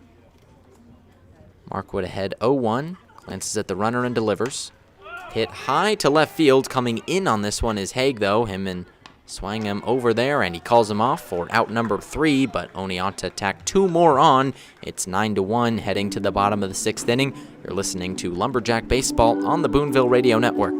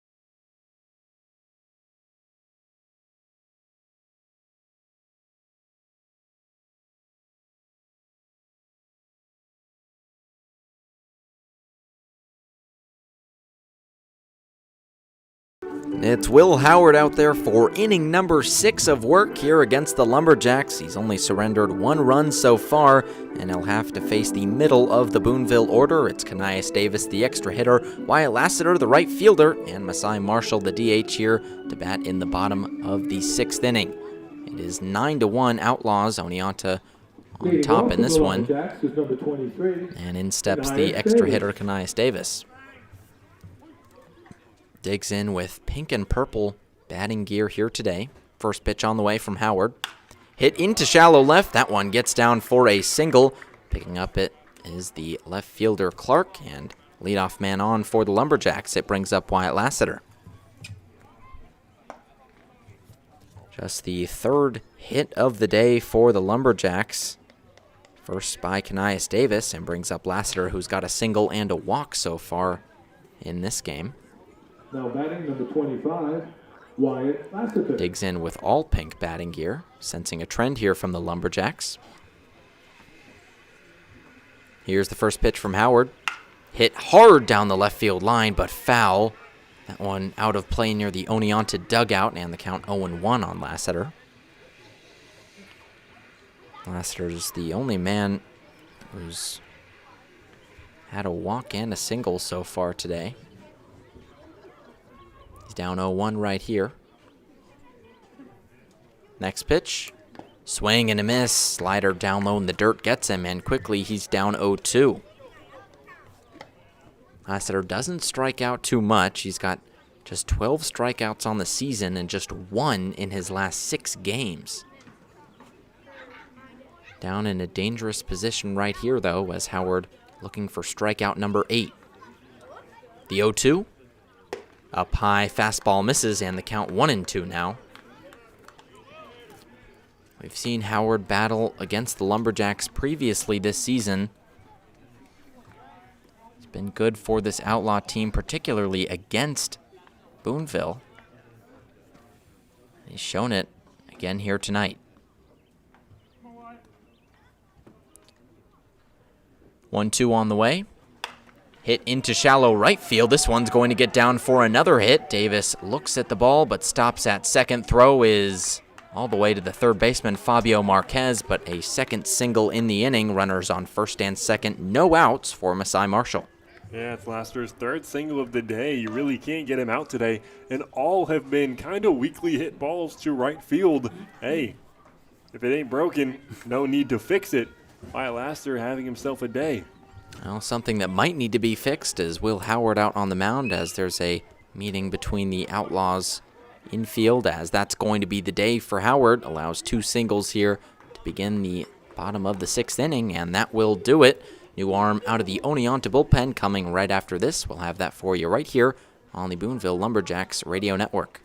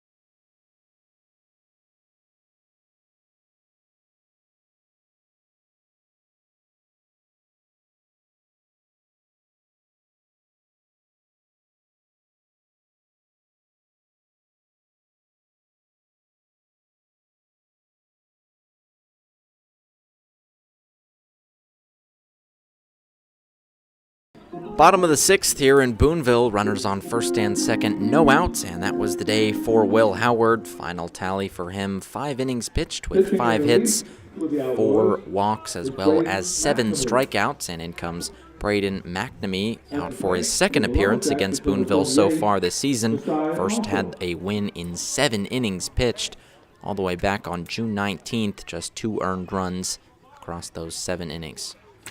First is Masai Marshall. Here's the pitch. Slider in there for strike 1. On the year, McNamee leads the team in innings pitched with 32 2/3. He's got a 4.68 ERA, 23 runs, 17 of them earned, with 36 hits. That's the most on the team. The 0-1. Inside, slider nearly clips the arms of Marshall, and the count is 1-1 now. It's Marshall on first, Davis on second. Both reached on Will Howard via the single. 1-1 the count on Marshall now, who waves the bat in the air. Stops moving his hands, and here's the pitch. Up high, fastball misses as the catcher Mayer has to jump up and grab that one, and the count 2-1 now. He's got to be careful with Masai Marshall, who's already been on twice so far today. Was hit by a pitch and drew the walk. He's ahead 2-1 right here. McNamee ready for the delivery. Here it comes. Misses up high yet again. The fastball gets away, and the count 3-1. Marshall leads the team in hit by pitches with 7 on the season. Had one in his last game played against Oneonta back on July 11th and added on another one here tonight. He's ahead 3-1 in the count yet again. Here's the pitch. In there for strike 2. McNamee's got to be careful or else he's walking the bases loaded with no outs. Seb Swangham, the shortstop, on deck. McNamee awaits the sign from the catcher Mayer, finally gets it. The payoff pitch. Fouled to the backstop just off the top of the fence, and Masai Marshall stays alive. Comes into today with a .224 average and a .381 on-base percentage. He's got 8 RBIs on the season with opportunity for more right here. McNamee ready.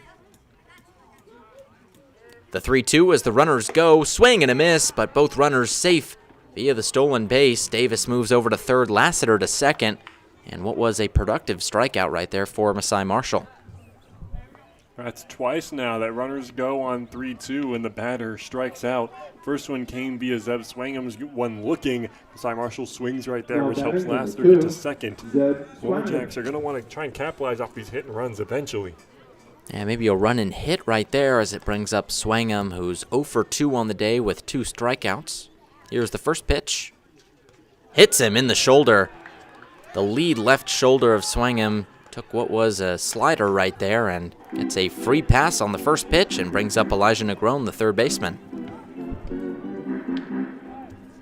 Swangham won't mind. He's on for the first time today, and that is the second hit by pitch by this Oneonta pitching staff, and brings up Elijah Negron, who's 0 for 2. Elijah Negron.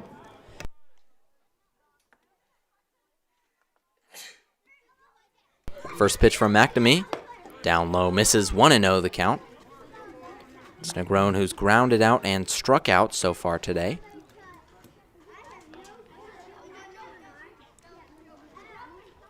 Out of Peekskill, New York, just 170 miles southwest of here. The 1-0. Taken down the middle for strike one. Negron was the only A-Town Bats hitter of the week so far this season. What was ultimately a promotion that has not been easy to keep up. The 1-1. In there on the outside corner, and the count 1-2 now. Negron already with 1 strikeout. He's been punched out in 3 of the last 5 games, with 4 in total. Leads the team with 28 so far this season. McNamee ready for the 1-2. Here it comes. Hit into shallow right field, going back and making the catch. Jumping is P.J. Strand, but tagging from third is Kanias Davis. Boonville get 1 more back and crawl just a little bit closer. It's 9-2 Oneonta here in the bottom of the 6th inning. Yeah, a barrel coming from Eli Negron does a job right there. It would be nice for that to find the wall or find some gap. It doesn't ultimately. Again, as long as you score 1 of those runs, you call that a productive at-bat. Absolutely well done by Eli Negron. So Davis goes home. Wyatt Lassiter has to stay out on second as there's 2 outs. Here's the first pitch on Reed. That one in there for strike 1. And Swangham on first, Lassiter on second. 2 outs here for Noah Reed, who's 1 for 2 on the day with a ground out and a single. He's down 0-1 already on McNamee. Looks back at the runner on second. The 0-1. Slider tops the zone and misses. 1-1 the count now. It's a Reed out of Columbiana, Alabama. Redshirt sophomore from North Central Texas College. Was robbed of 2 years there due to injury, but is having playing time out here in Boonville. 1-1 from McNamee. Swing and a miss. Foul tip off the inside part of the bat from Reed, and he's quickly down 1-2. Lumberjacks need to capitalize here. They had the bases loaded with just 1 out. And now Reed 1 strike away from ending the inning.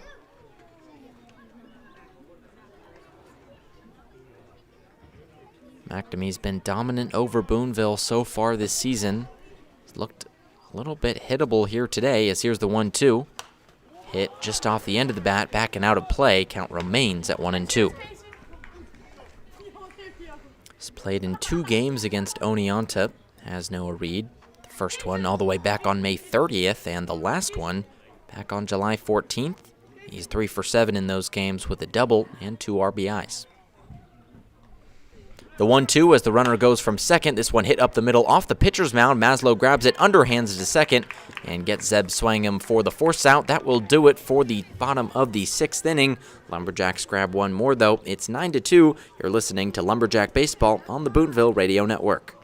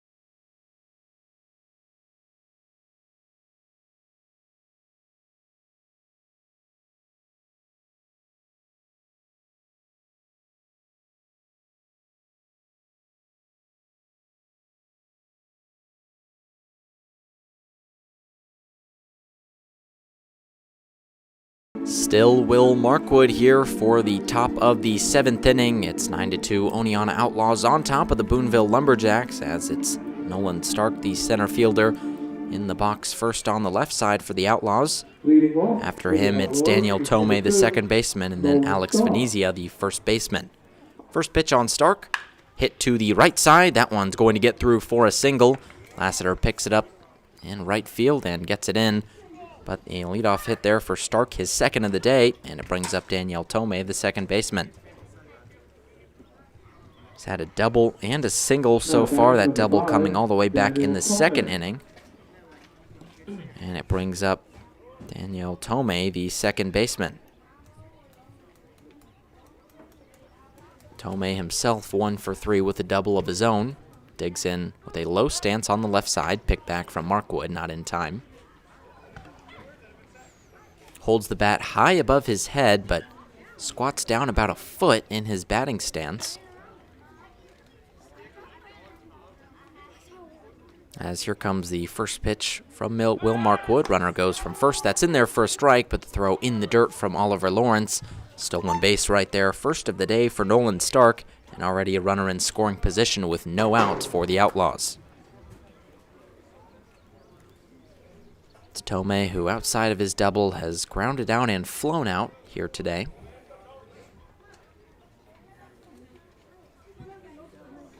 Next pitch, hit on the right side. This one's going to get through as well. Two men diving, and Jihad Guy couldn't get it. Coming home is Stark. Throw is offline by the right fielder, Jihad Guy, and Oneonta continue to pile on. It's 10-2 here in the top of the 7th inning.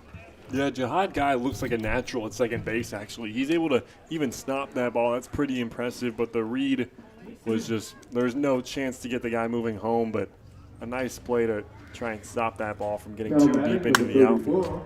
Alex Venezia. So hit number 2 right there by Daniel Tomei. He is now the 7th Oneonta Outlaw with multiple hits in this game. As here comes Alex Venezia. First pitch on him inside for ball 1. Venezia, another one of these Oneonta hitters with multiple hits. It's 2 singles and a ground out so far for the St. Joseph sophomore. Ahead of Markwood 1-0 here. The next pitch, taken in there for strike 1 on the outside corner. Fastball's in there. Venezia, who's played 2 games against Boonville so far this season. He's 1 for 4 with a double, 3 walks, and a strikeout. 1-1 is on the way from Markwood. As the runner goes from first, this one skied high to the infield, though. He'll have to go back to first base, as making the catch is Zeb Swingham right up the middle of the infield for out number 2.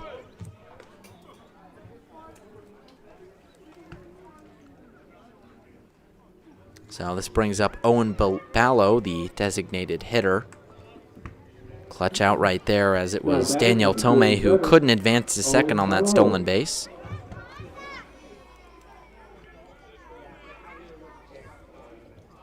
It's Ballo digging in on the left side. Freshman out of Long Island University. First pitch on him, a fastball, clipping the outside part of the zone.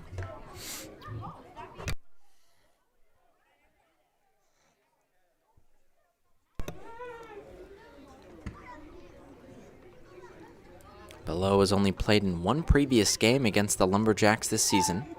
Here comes the 0-1. Inside, fastball misses as Ballo has to duck out of the way. It was 0 for 3 in that game. It was back on July 4th, had 3 groundouts and 3 at-bats. He's already got 2 singles here today as Markwood picks back, not in time on Tomei.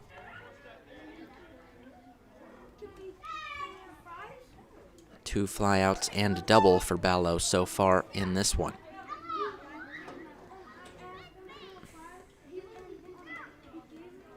Wobbles the bat high above his head as Markwood stares him down. Here comes the 1-1.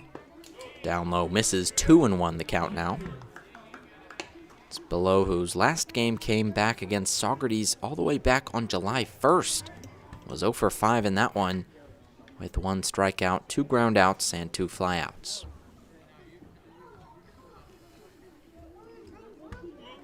2-1 the count on him here with 1 out, runner on first. 2-1, in there for strike 2. He's played in just 2 of the last 8 games. Below has not really been on the lineup card for a lot of them. Played in one of them as a pitcher as well, but has primarily hit this season, which has been a surprise. Here comes the 2-2. Hit off the end of the bat into shallow left field. Coming in is making the catch is Zeb Swingham over at short, and that is out number 2. 2 straight F6s by the Oneonta Outlaws, and it brings up Stephen Clark, the left fielder. Now batting number 1, Stephen Clark. Clark so far today 2 for 3 with a single double and a pop out. Righty out of Emmanuel University, the D2 school in the Conference of Carolinas. So here comes the first pitch. In there for strike 1. Fastball clips the outside part of the zone by Markwood. He's played in all 5 of the Boonville games so far this season. So here comes the 0-1. Runner goes from first. Check swing. He did not go, and the throw not in time by Lawrence. 1-1 the count as a runner moves into scoring position. It's Clark, who is 3 for 12 in those 5 games against the Lumberjacks this season. One of those hits a triple, but was 0 for 4 in the last Boonville game with 4 strikeouts. Count's all even. It's 1-1 on him right here as it's Danielle Tomei back at second base. Markwood steps off. Clark has struck out 6 times in his last 2 games. Has not been patient at the plate as of late. As here comes the 1-1. Down low, misses. 2-1 the count now. Comes into today with a .250 average. 364 on base with 14 hits and 10 walks. Wobbles out on the mound, now comes set. Here's the 2-1. Inside, misses there on Clark, and the count 2-2 now. Clark is a huge ground ball hitter. He's had just 1 flyout in the last 4 games. He's kept that up here tonight with all of his hits and the fielder's choice on the ground. 3-1. Hit high into shallow center field. Coming in is the right fielder Wyatt Lassiter and makes the catch. That will do it for the top of the 7th inning. Outlaws get 1 more. It's 10-1 heading into the bottom of the 7th. Lumberjacks will be right back after this.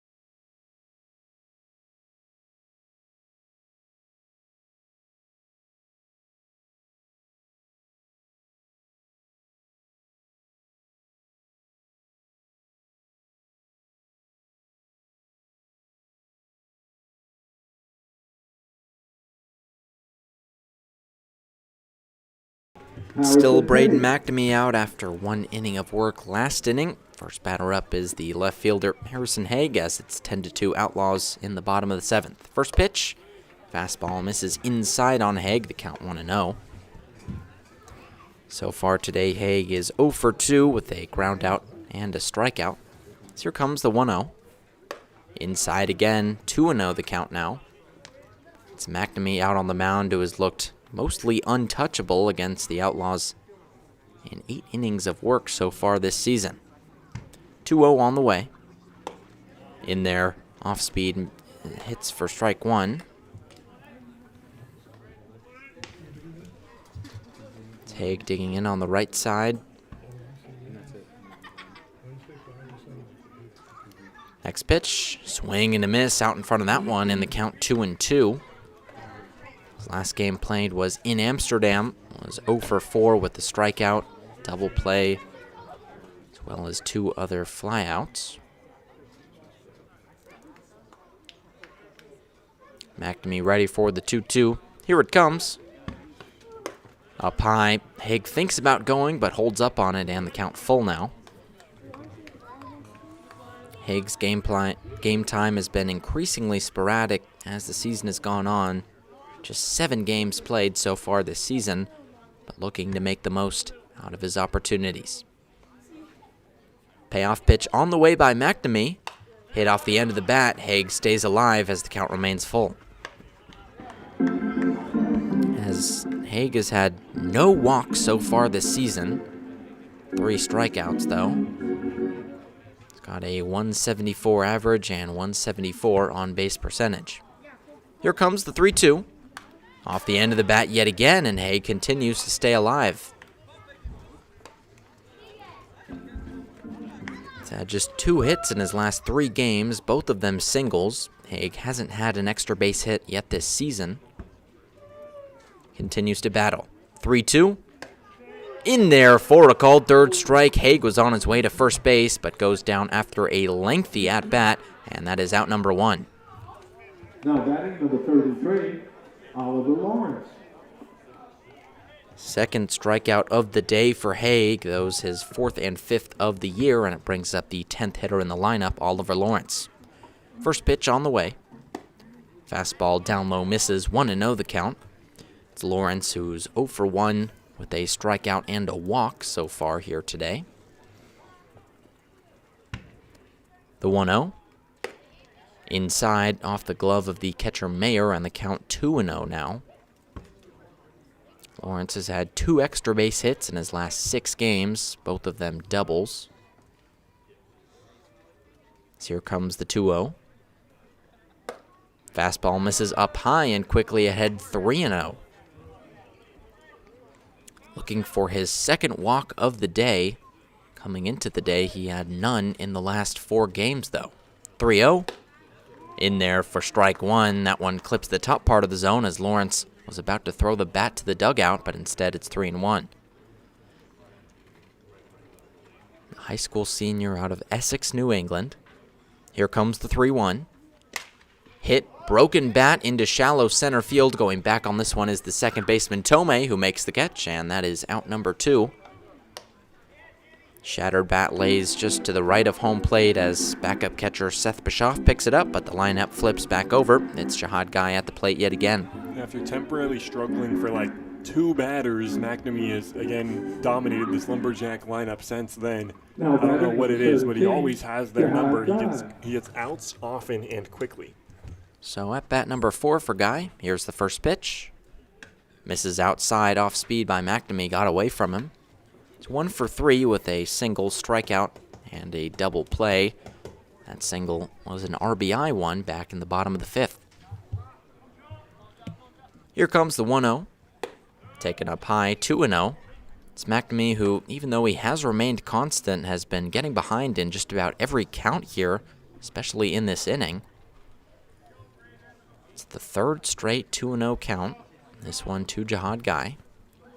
He bats with no runners on and 2 outs. Here's the 2-0. In there for strike 1. It's 10-2 here in the bottom of the 7th inning.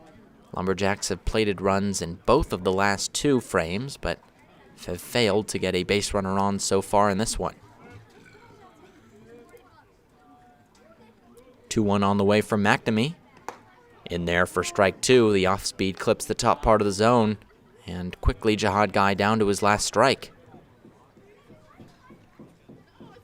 The outfielder playing at second base, just trying to get in the lineup more often. Stands in on the right side as here's the 2-2. Hit high into shallow right field. This one going foul and getting out of play.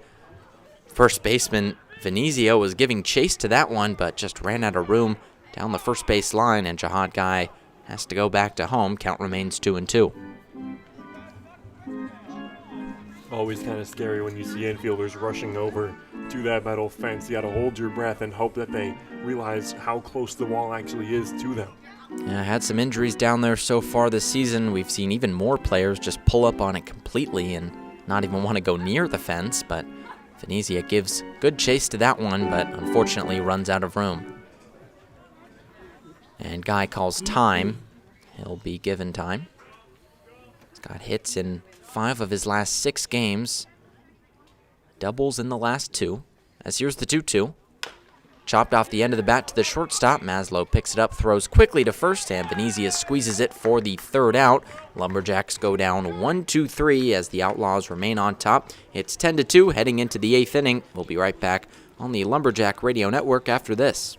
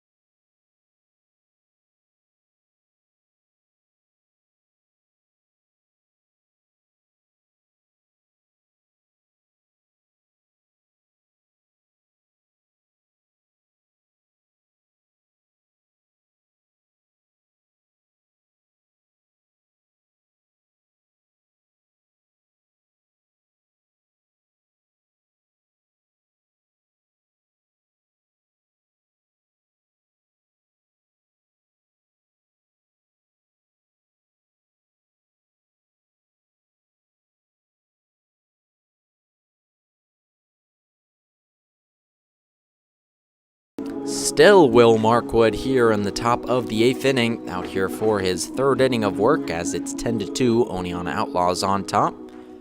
First batter up, it's the bottom of the order for the Outlaws. It's Augie Maslow, Matthew Mayer, and Michael Kampner, 8, 9, 10. First pitch on Maslow, in there for strike 1. The shortstop 0 for 3 so far today, the only man left in the Oneonta lineup without a hit. And he's down 0-1 yet again. Next pitch from Markwood. Hit high into shallow left field. Coming in on this one is Haig. Camps underneath it and squeezes it for out number 1. Quick out right there from Markwood, who continues to plow through the Oneonta lineup. Has given up a few runs, but has been very efficient in doing so, and brings up the catcher, Matthew Mayer. Now batting number 17. Yeah, it's the 2 new guys who came in to pitch today.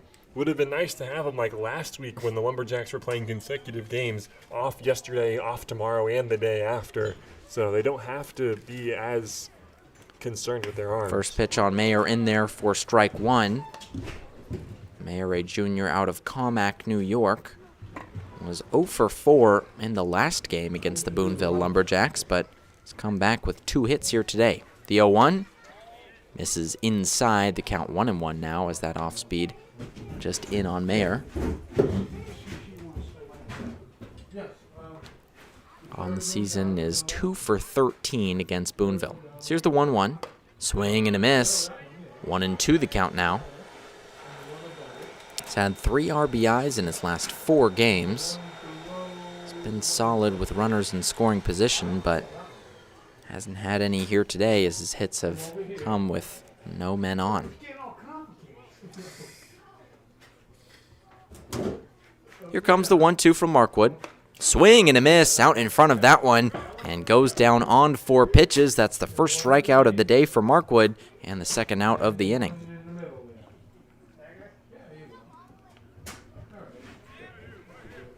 Just the 3rd of the day by the Lumberjacks as well. 2 of them by Clausen, the starting pitcher, and 1 already from Markwood.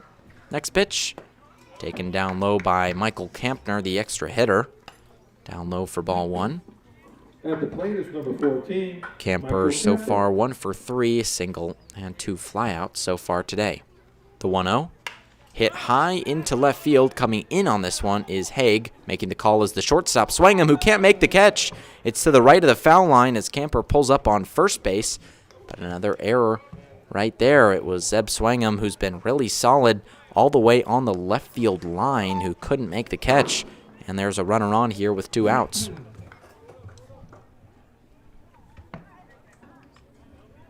I'll call that one E6. Now batting number 22, P.J. Strand. As that really should have been the end of the inning. But now it's P.J. Strand, the leadoff man, batting for the 5th time with a runner on. Yeah, it was a well-placed fly ball, but with 3 Lumberjacks converging on it, someone's got to find a glove.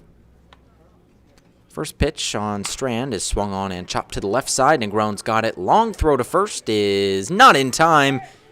It pulls the first baseman, Beatty, off the bag, and another error right there. 2 straight errors with 2 outs, and it brings up the second hitter, Fabio Marquez. It really does seem like those balls down there are just taking weird bounces. I don't know what it is, but Negron has just not been able to field any of them cleanly. Yeah, he made that nice play in the game earlier, but Now, it was nice because of his throw to first. Fabio Marquez. I'm not sure if maybe it was the ground screw that messed up the dirt. They're not just trying to throw excuses out there, but yeah, infield struggling today, but they often are. So in steps Marquez, who's 1 for 4 on the day. He's got 3 pop-outs as well as a double. Next pitch is swung on and hit into right field. Lassiter underneath it, though, and squeezes it for out number 2. Oh, no, that is out number 3. Lumberjacks forgot how many outs there were, but that will end the inning. Oneonta fails to plate a run for the first time since the 5th inning, but they still lead. It's 10-2 Oneonta heading into the bottom of the 8th.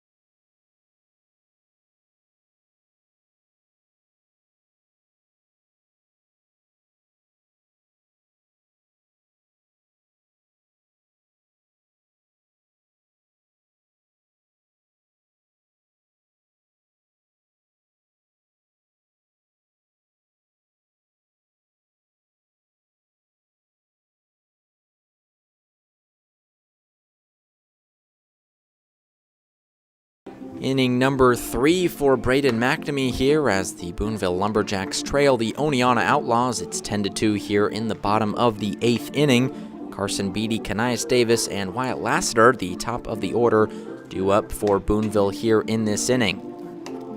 First up is the big first baseman, Carson Beatty, 0 for 3 on the day, including 2 groundouts and a strikeout. Digs in on the left side with the maroon bat in his left hand.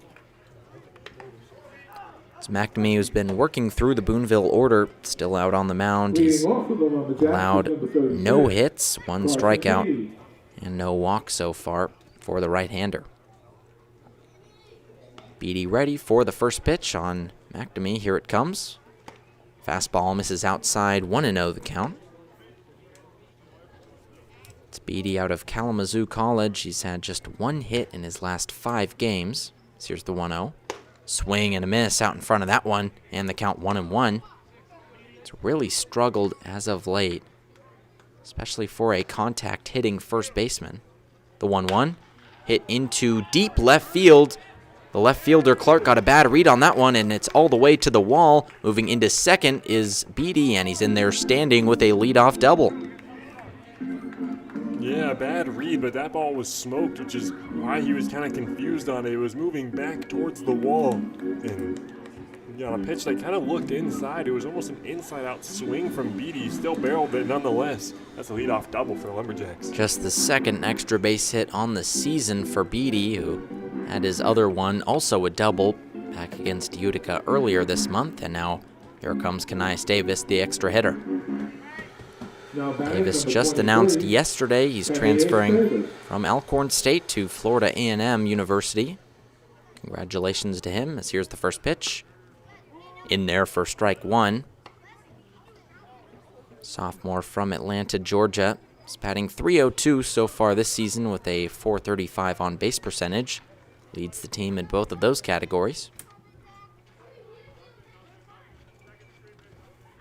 Here's the 0-1. Hit high into right field. Coming in on this one is Strand, who makes the catch. He had his first step backwards as loses the glasses on the throw to third. Beatty's not going anywhere, and that is the first out of the inning. Another deep flyout for these Lumberjacks and brings up Wyatt Lassiter, the right fielder. Lassiter so far, he's been on every time he's been at the plate, 2 for 2 with 2 singles and a walk. Could use another one right here to plate Carson Beatty. First pitch, taken up high, 1-0 the count. It's Beatty on second, who reached on the double. One out here in the bottom of the 8th inning as the Lumberjacks trail the Outlaws 10-2. 1-0 the count on Lassiter.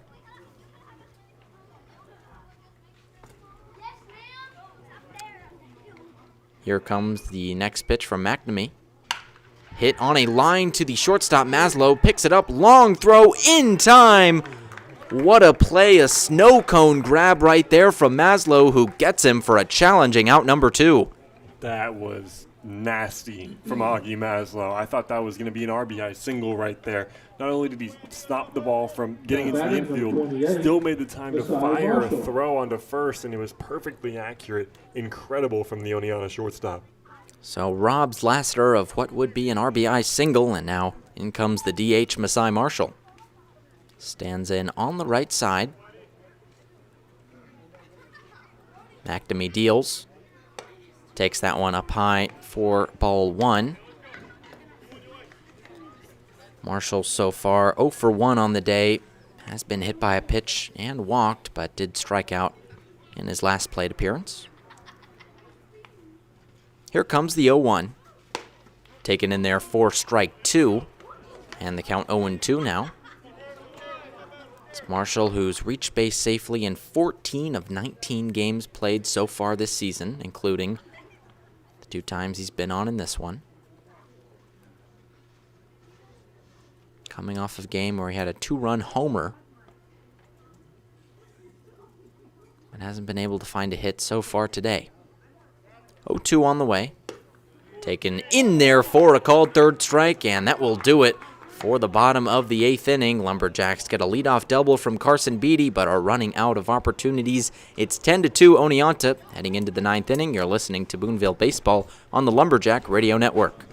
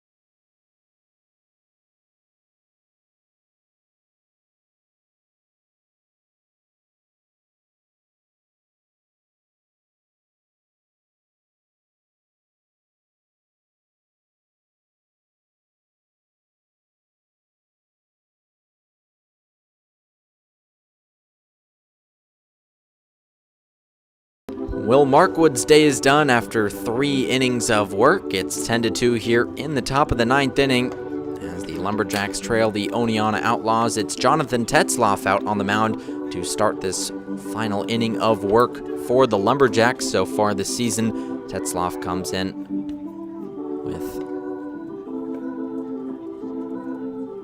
6 games played, including 1 start, 14 2/3 innings pitched with a 6.73 ERA. He's got 17 runs, 12 of them earned with 14 hits and 14 walks given up so far this year. Yeah, before getting injured, Tetzloff, one of the better pitchers on the team. Hell, he still is even after his injury. What I can also say about Jonathan Tetzloff is that he was my cornhole partner just last week. And, you know, if he's half as good as he was in that cornhole game that he is on the mound today, I expect 3 straight outs from him because I was absolutely horrible. John, I apologize for my performance in cornhole. I couldn't hit water if I was falling out of a boat that day, and he kept us competitive against Seth Bischoff, who was also incredible. So, John, I want to apologize as your cornhole partner, but I have full faith in him tonight. First pitch on the center fielder Nolan Stark is a fastball that misses for ball 1. Yeah, I was paired up with Kanias Davis, and I was so bad at cornhole, we lost the first round, and I decided to voluntarily sit out for the rest of the night. As here's the 1-0. Hammered into shallow center field. Reed takes a couple steps to his left and makes the catch for out number 1. You know, Evan, I got to say, I did the exact same thing after my atrocious round of cornhole. I was playing against Seth Bischoff and Matt Helmer Jr., who were tearing everyone up. I don't believe they lost at all. And there was one point where Tetzloff and I were winning by quite a lot. It was 9-2. The way they responded was Helmer, who I was playing against, 3 straight in the hole to take the lead. I didn't even find the board. First pitch on Tomei, swing and a miss. Yeah, I was really disappointed just because, you know, I work with my dad a lot on cornhole. You know, I've been up 5 in the morning every day since I was 7 years old working on cornhole, and really disappointed as the 0-1 hit high into right field. Lassiter going in on this one and can't make the catch. It's off the glove. It's into center as Noah Reed wasn't covering. Hustling around second to third is Tomei. He's being waved home for an inside the park home run. Throw is in time. Lassiter with a hammer of a throw. It went to the cutoff man, Zeb Swangam, and then to Oliver Lawrence, and that is an unorthodox out number 2. Just the way the Lumberjacks drew it up, you know. Wyatt Lassiter, that was incredible that he even got to that ball. Obviously, it went off his glove, but I for sure thought that would then be an inside the park home run. What a throw from Swangam, fully in the outfield grass. Perfect relay. Does a job. So that's out number 2 as the first pitch on the first baseman Alex Venezia misses up high. Really thought that was going to be another error in the field as the 0-1 down low. 1-1 the count now. I don't think you rule that an error. I mean. Yeah, I mean, that's a tough play to make. But I just thought it was going to be another unfortunate break. But, you know, the way Tetzloff bailed me out in cornhole, his defense did the same. Check swing up the middle. Guys got it. Throws over in time for out number 3, and that will do it. Kind of a 1-2-3 inning, I guess. Not really, but only 3 batters come up, and that will do it. Lumberjacks trail. It's 10-2 heading into the bottom of the 9th. We'll see if they've got any magic left in the bats right after this.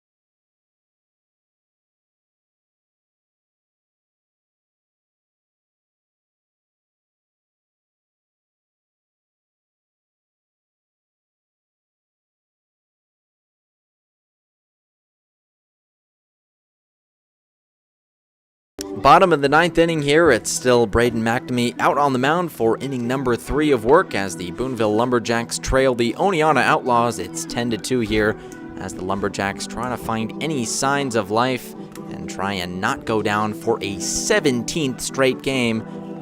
They'll need to really battle back here in this one as it's Zeb Swangam, Elijah Negron, and Noah Reed all due up here in this inning.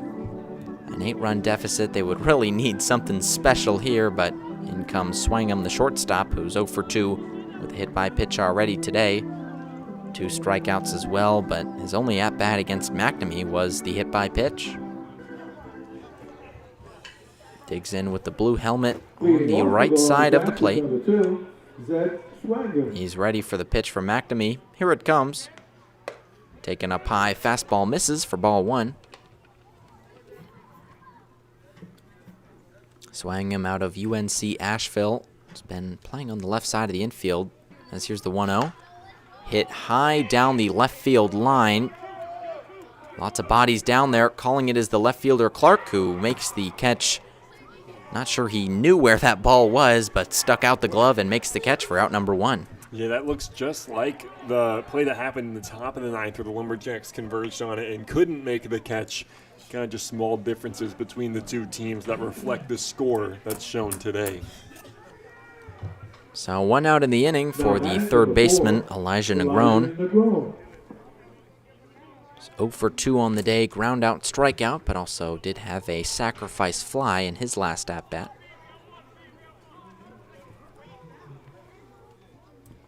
Awaits the pitch from McNamee. Here it comes.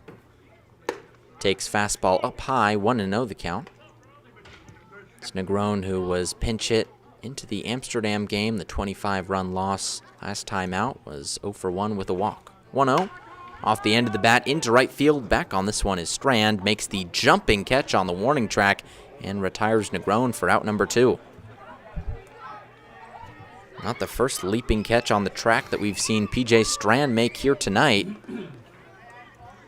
But it's the out number 2, and the Lumberjacks down to their final one here tonight. It's the center fielder Noah Reed stepping in now. 1 for 3 on the day, 2 ground outs to short, as well as a single. McNamee ready for the pitch. Here it comes. Hits him in the head. And Noah Reed is down. Looks to be all right as that one off of the helmet throws the bat to the side. And a free pass right there for the Lumberjacks. Surely not one that Noah Reed would have liked to have taken, but they've got a runner on with 2 outs, and here comes Harrison Haig. Scary one right there. I'm just glad he's okay. I mean, especially in a 10-2 contest. Obviously, you don't want anyone getting injured, so good sign as he got up quickly to first. Looks all right as he's got a medium lead out there on first base as here comes Haig. First pitch, down low, misses. Fastball for 1-0.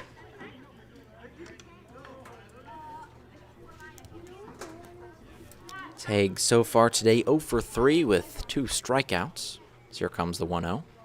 Swing and a miss, way out in front of that one, and the count 1-1. It's McNamee who's been going through the Lumberjack lineup like a buzzsaw here today. So here comes the 1-1. Taken up high, fastball misses again, and the count 2-1 now.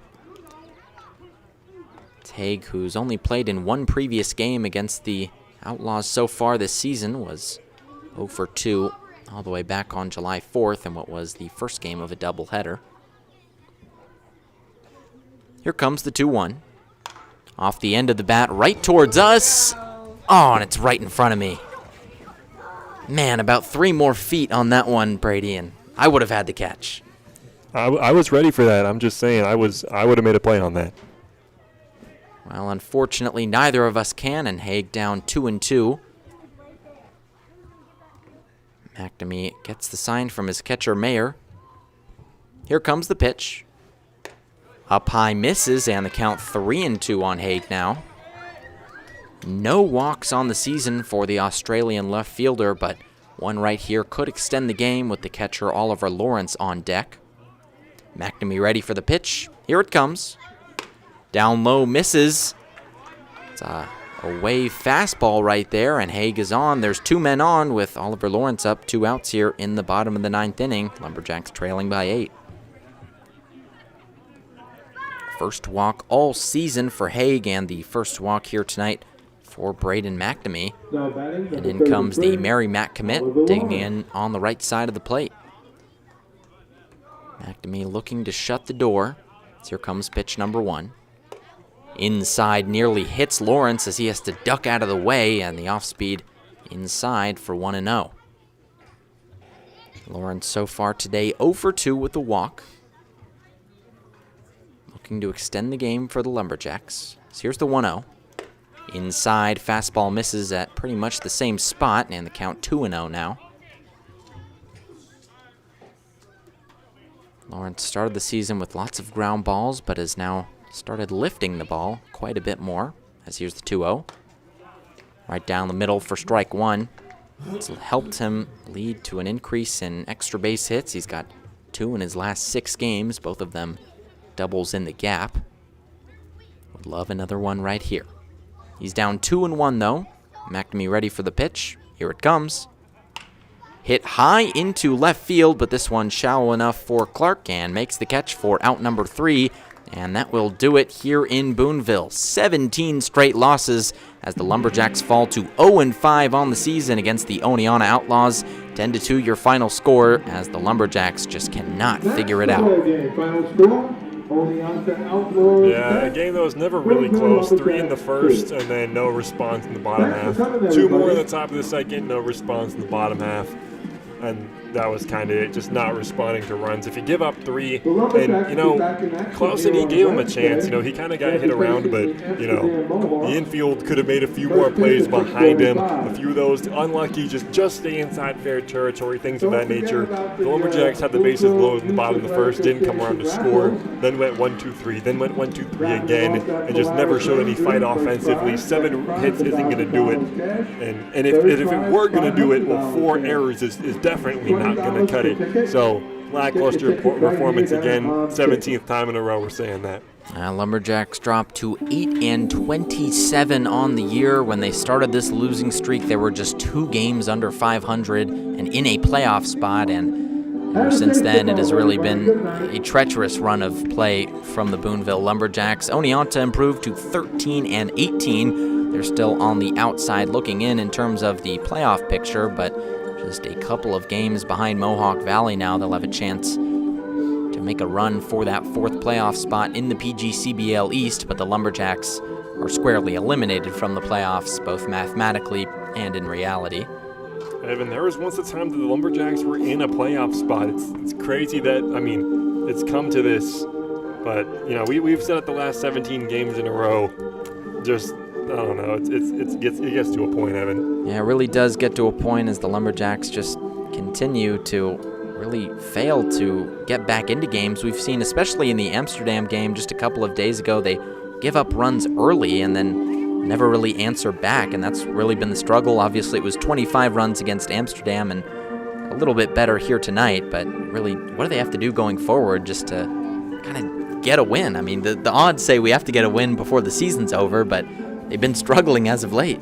Evan, your guess is about as good as mine, I gotta say. We brought in a few more pitchers, and the offense then struggles behind. We got 2 days off.